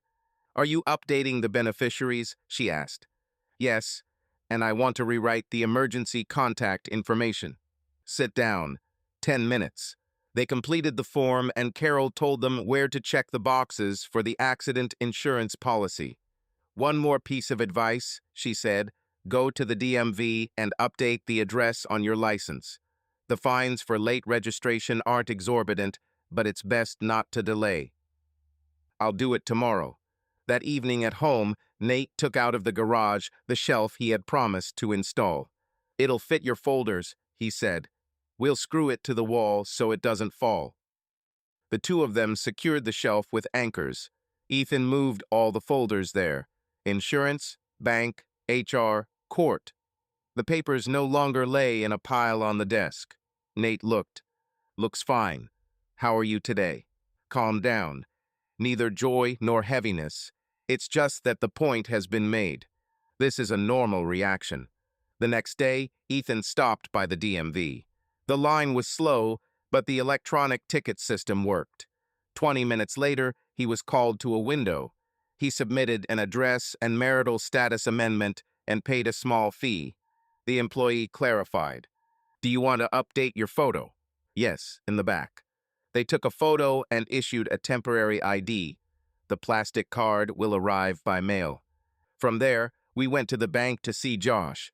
We signed the beneficiary updates, and Josh also suggested enabling SMS notifications for all debits while the payments were being reorganized.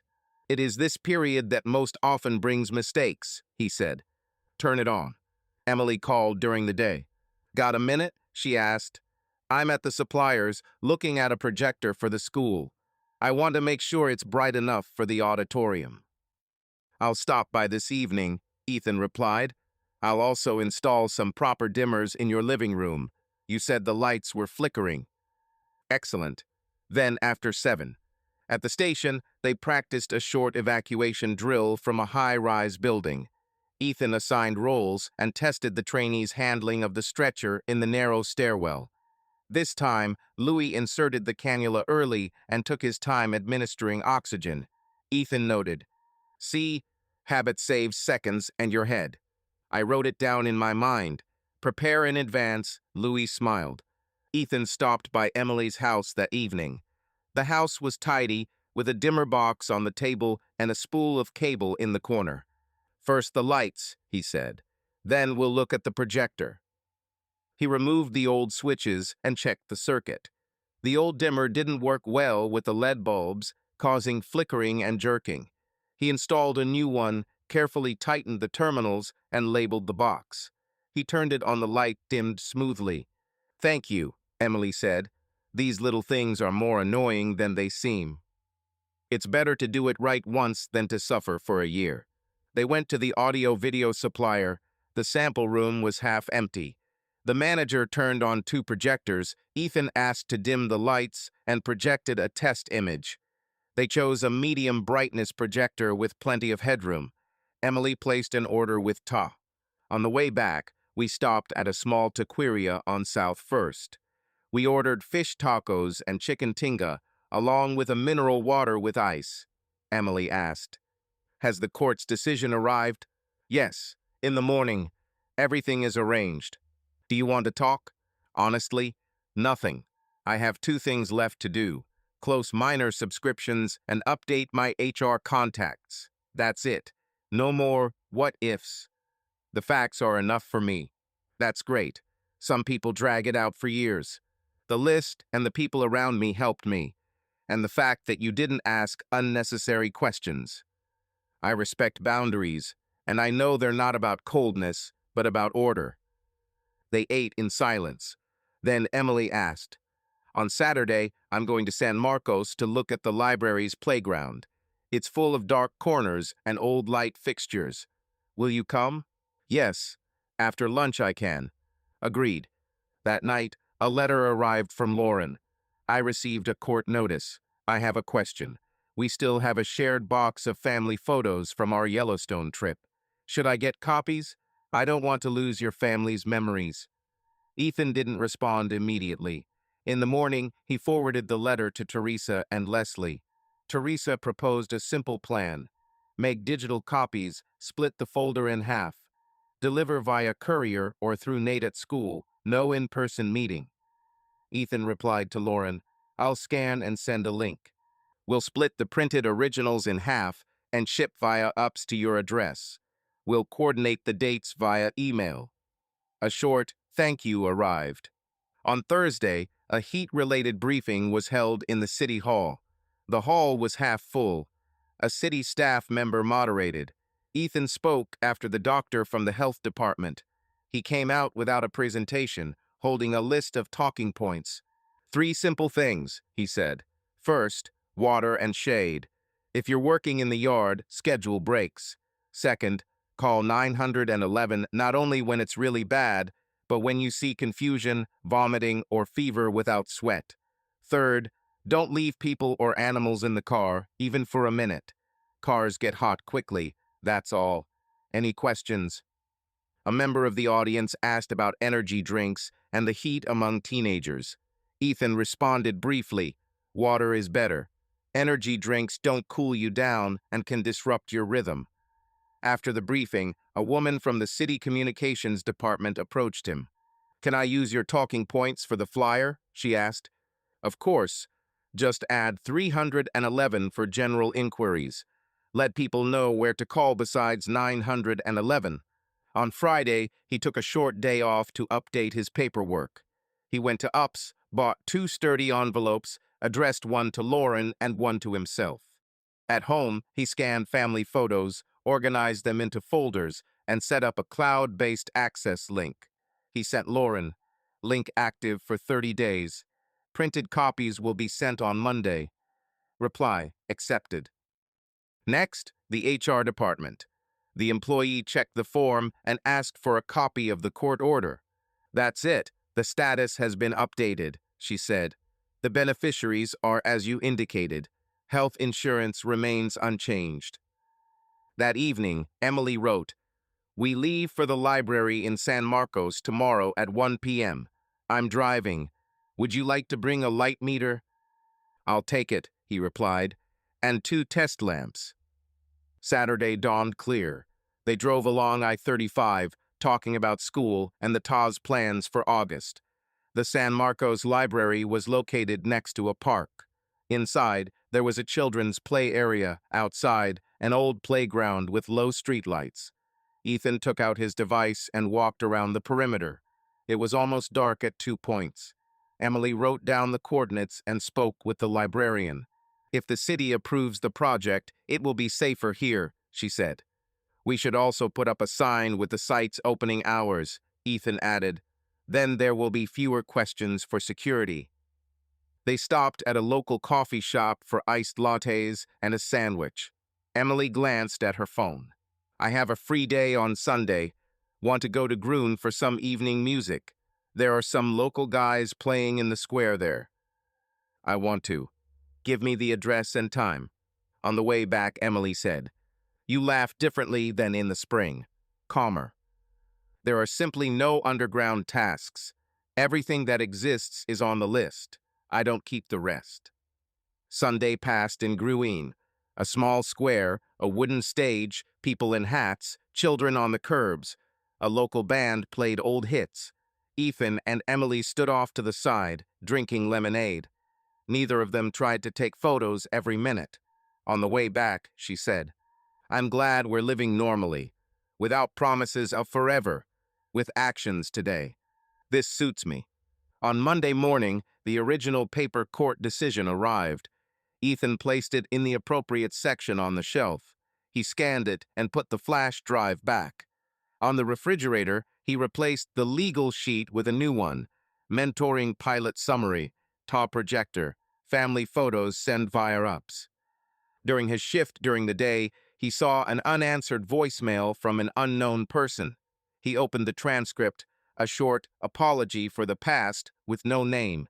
He hadn't called back. He forwarded a screenshot to Teresa as agreed. With that, he closed his phone and went to the gym. That evening, he met Emily at the school. They delivered the projector and checked the mounting. The picture was clear even in daylight. The principal smiled. Finally, we won't have to carry the old one from the chemistry room. Take care of the cables, Ethan said, and don't let anyone change the settings. As they walked to the parking lot, Emily said, "You know, many in our place would have already celebrated our new freedom with a party. I prefer a day like this. Work, coffee, checking the lights." Me too. I'm tired of the holidays. But one toast is still worth it. I have a bottle of good cider at home.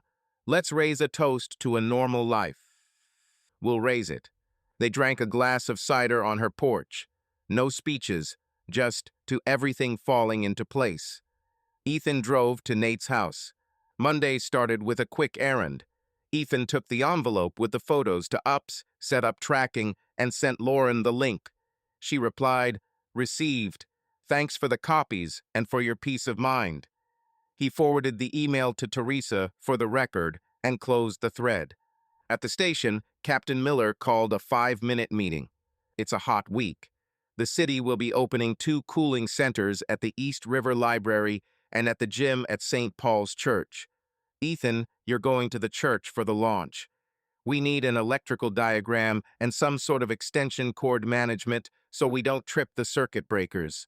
Take Louis. I'll take it, Ethan said. I'll grab the cones, the cable bridges, and the thermometers. On the way, they stopped at the department's warehouse and loaded up with water, fans, and portable power outlets. Parish volunteers were already bustling about in the gym, setting up folding tables and chairs. A deacon wearing glasses showed them the control panel. Last year, everything went out at once, he admitted. We turned on the fans in one corner. We'll split the load, Ethan replied. 3 lines, fans in groups, kettles and chargers on a separate line. He walked around with Louis, labeling the outlets with masking tape. Fans, kettles, chargers. He laid a cable bridge at the entrance and set up cones. At the reception desk, there was drinking water and a checklist. Signs of overheating, when to call 911. 10 minutes later, the room looked organized. Emily arrived with city-issued coolers of ice and 2 portable lamps. Lamps for the dark corners, she said. Does your shield pull? Yes, I've phased it, Ethan replied. I'll explain to the volunteers that they can't swap the plugs. By midday, elderly neighbors began to come in. They sat on chairs, drank water, and chatted. Ethan walked around the room, talking to everyone, asking if they were feeling dizzy. Louis held a blood pressure kit handy, writing down numbers on index cards. Around 2 o'clock, a group of volunteers plugged in 2 more kettles into the same line where the fans were already running. The fuses clicked and the line went dead. The room grew noisy. Ethan didn't raise his voice. Just a minute. We'll turn the lights back on. Move the kettles over there to a separate group. Only touch the fans on the list. He lifted the switch and stood by the panel while Louis moved the forks. A minute later, everything was working. The deacon said quietly, "Thank you. When you explain things so calmly, people listen."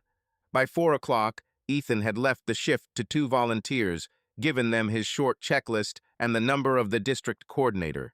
On the way to the station, he stopped by the school Emily had asked him to check out the new projector.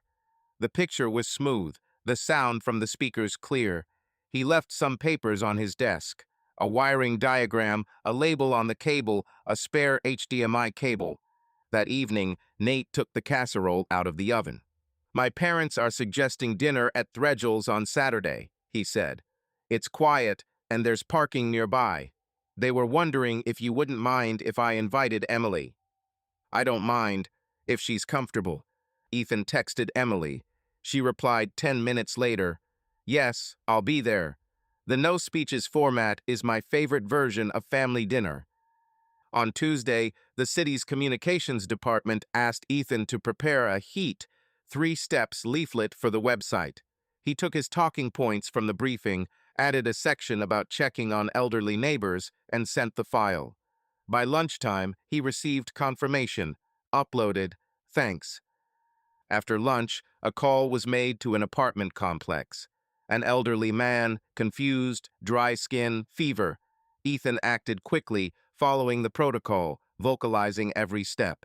Louis helped confidently. Once in the car, Ethan noted, "It's good that you noticed how he stopped sweating. That's more important than he's hot." "I remember your slide about the heat," Louis replied. "It worked." On Wednesday, Ethan completed the pilot mentoring report, a brief overview of each trainee, including where he'd gained experience and where he'd added more practice. Captain Miller read it and said, "I'll sign you up on a permanent basis. No fanfare, just get on with it." On Thursday evening, the TA held a small screening in the school auditorium to test the projector on a crowd. A family comedy was playing on the screen, and children were popping popcorn. Ethan sat at the console, monitoring the sound levels. Emily walked the aisles, checking the aisles and doors. "Next time, we'll take 2 more cable bridges," she said. "People take the shortest route." "I'll sign it with ribbon, and I'll place cones in the middle of the row," Ethan nodded. Friday brought a letter from Leslie. Original decision delivered to both parties, case closed. Attached was a memo listing the records that needed updating within a month: tax office, DMV, bank. Ethan had checked all the boxes. He replied, "Done." On Saturday, they met outside the restaurant. Her parents were already seated in the corner, ordering tea. Emily arrived on time and greeted them calmly.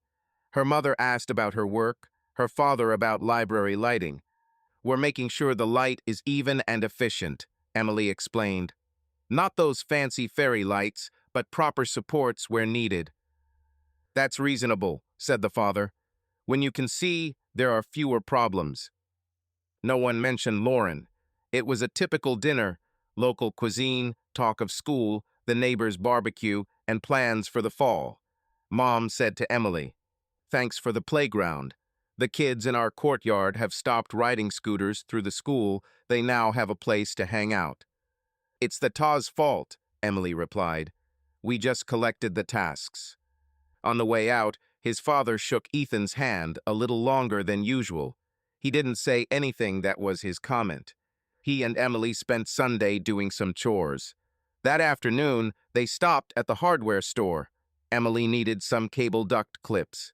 Ethan picked up another roll of nylon zip ties and a pair of gloves for Louis. His old ones had torn.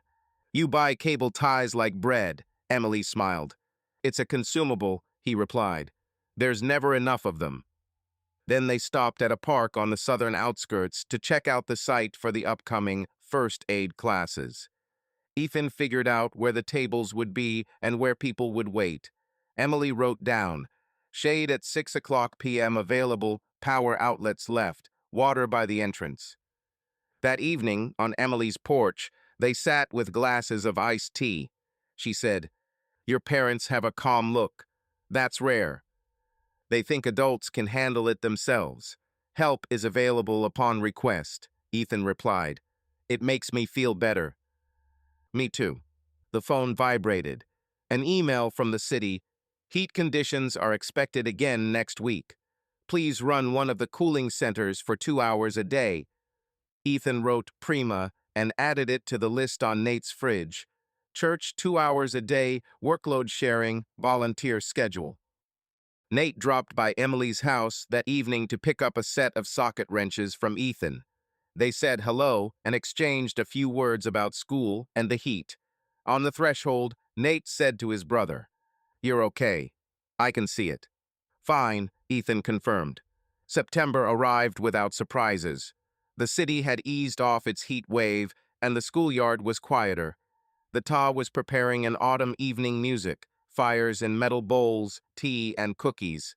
Emily secured permission from the mayor's office to install permanent cable conduits near the stage, and the contractor scheduled installation for Wednesday. Ethan started Wednesday morning at the site. The contractors had brought sections of metal boxes, a drill, and fasteners. Emily showed him the diagram. "There are two paths to the stage, one to the registration desk," she said, "without crossing the main paths. We'll add labels to the lids," Ethan replied, "so no one tries to open them." The work progressed quickly. By midday, the ducts were secured, the bolts were tightened, and the lids were closed. The caretaker checked the passage of the chair carts. Nothing was snagged. "That's how it should be," he said. "I won't complain about the snake pits of wires anymore." Emily chuckled. "In the report, I'll write, complaints decreased by 0 decibels. Just kidding. The main thing is consistency." "The main thing is that no one falls," Ethan answered. After lunch, he stopped by the department for a short mentoring meeting. Captain Miller summarized the pilot's situation. Louis would be cleared for independent shifts starting in November, and Jade would be cleared for independent shifts starting in December, provided she completed one more module on paperwork. "Your part is done," the captain said. "I want you to give the monthly induction to the new trainees. An hour and a half, no slides. Show me the machine and explain why." "I will," Ethan answered. That evening, Nate had dinner for 4. His parents brought apple pie, Emily a salad. They talked about school, the new lighting near the San Marcos library, the city approved the application, and the neighbor's new grandchild. Emily's mother asked how often the TA held evenings. "Once a month," she said. "Twice in the fall, and there's also a first aid class and a movie planned. We're not chasing quantity." "That's right," my father nodded. "Better less, but steady." The next day, Ethan updated the schedule. Shift change, preparation for the autumn evening, 2-hour shift at the cooling center in case of an unexpected heat wave. He printed out campfire safety reminders. "No running, keep your distance, drink water." Emily added signs to the counters. On Friday afternoon, Ethan received a message from Lauren. The photos arrived. "I'll keep half. Have a peaceful autumn." He replied briefly, accepted, and marked the conversation closed. He forwarded a screenshot to Teresa. Thread closed. Saturday evening began with a flurry of activity. Tables with cookies were set up in the schoolyard, and tea was poured into thermoses. The contractor brought portable fire pits and firewood. The director checked the volunteer list. Ethan walked through the cable ducts, opening the covers again to make sure no one had put anything unnecessary inside. Everything was clean. He laid out the cables to the stage and the registration table, ran the wires to the lighting area, and secured them in place. "The music is yours," Emily said. "2 short blocks, like last time. I'm following the people and the fire." "Accepted," he nodded. Families came. Children in jackets, parents with blankets. On stage, Ethan checked the microphone and tuned his guitar. The first chords sounded calm, unhurried. He played without trying to draw attention, simply providing background. After 2 songs, he paused and gave the floor to the director. He thanked the TA and the volunteers and pointed to the metal covers near the stage. "We have safe wiring now," he said. "Thanks to Emily and Ethan. Less wires underfoot, less problems." From behind, a man from the district council raised his hand that same John. "We have a little plaque," he said when Emily called him to the microphone. "The TA suggested we put it up by the stage. Built together. No names, no dates, just the message." Emily brought out a small metal plate and secured it to a stand at the edge of the stage. People clapped. Ethan looked and nodded. No unnecessary words. After the official part, the fire bowls were lit. A TA volunteer stood next to a bucket of water and sand. Ethan walked along the line at the cookie table and helped open up the narrow passage, setting up 2 cones and a ribbon. Randall and his son brought another banner, this one reading, "Thanks for fall." The boy was proud of the new inscription. "Are you taking the first aid class next week?" Randall asked. "Yes," Ethan replied. "I'll add a section on burns. In the fall, People are more likely to come into contact with hot surfaces. That's right, Randall said. We had a neighbor knock over a bowl in our garage last year. During the break, Ethan approached Emily. The entrance on the right is starting to choke, he said. Let's open a second route through the left gate and put a table with water there. People will automatically stretch out. Good idea, she said, sending out 2 volunteers with signs. The second musical part went smoothly. He played one new piece, and one of the parents requested ones. The children jumped up and down, but kept well back from the stage the cones were working. When he finished, he put his guitar away and went to help wrap the cables. When the crowd thinned out, Dave, a former neighbor from their old street, approached him. I saw your work with cables, he said. We're having a block party in October. Can you help with the electrical? Right in advance, Ethan replied. I'll come by and check the panel and the load. Around 9 o'clock, everything was packed up. The fires were extinguished, the trash was collected, the chairs were folded. 3 paper cups and 1 forgotten glove remained on the registration desk. The caretaker took it for lost and found. The director locked the gates. The evening went well, he said. No, let's have some more clear. That was the plan, Emily replied. She and Ethan sat down at the edge of the stage and finished the remaining water. Emily said, You know, I remember our first meeting on the court in the summer. Back then, you looked like someone holding on with all their might. Today, you move without strain. The hard decisions are over, he said. Only the ordinary ones remain.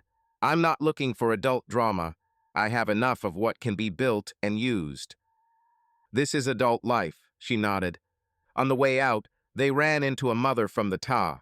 She thanked Ethan for the evening and asked, Will you teach the first aid class again in November? We have a lot of parents in our class who missed out. Yes, we'll agree on a date and repeat, he replied. On Sunday, he and Emily went to her friend's country house to help them install new lights on the veranda. A simple house, a ready-made list of tasks. Ethan ran the power line along the eaves, carefully secured the cable, and checked the circuit breaker. The owner of the house thanked him and asked how he could repay her. Give me a tank of propellers for the TA, Ethan said. They're always running low. I know that feeling, the owner smiled. That evening, Emily had a file on her desk with a mini-grant application from the district for the purchase of cones and cable bridges for several schools. Ethan looked at it and added a line. Volunteer training in basic electrical safety, 1 hour. Emily included the item in the budget. You don't add things, you add order, she said. Otherwise, things become trash, he replied. That night, a short message arrived from Leslie. The case has been permanently closed in the system. Keep the files for yourself. If you need a copy, write. Ethan replied, Thank you, and put his phone away. Monday started as usual. Shift change, checklist, water, clipboard. Louis sent a photo of new gloves and a thank you. Jade asked a question about a document, and Ethan answered in 2 lines. Emily sent a photo of the built-together sign in the TA chat. Someone gave a heart, someone else a thank you. Ethan didn't react at all, he simply moved on to the next task. He had a small piece of paper in his pocket, a weekly list. First aid class, add a section on burns. DMV, get a license. Parents, Sunday lunch. Emily, submit a report to the district. At the end, he added one more line, October, a day by the ocean. His mother had suggested it before, but now his schedule allowed it. He didn't make an event out of it. He simply marked it on the calendar. That evening, he and Emily were walking across the schoolyard. The stage was empty. The cable duct covers lay flat. The built-together sign gleamed dimly in the streetlight. Emily stopped. Would you like me to apply for the little bench here? She asked. For those waiting their turn on stage. Give it to me, he replied. People like to have a place to sit. Then I'll send it tomorrow. And now, do I have some tea? I have some cookies and honey left. Let's go. They left the yard, closing the gate behind them. There were still many items on the to-do list, but none of them distracted from the main thing. Life had settled into a steady rhythm where decisions were made on time, work was done manually, and promises weren't made loudly, they were simply kept. Subscribe to our channel so that your love doesn't cheat on you, and go ahead and listen to the next story, because this story is nothing compared to the next one. If you're under 18, don't even think click to the next one.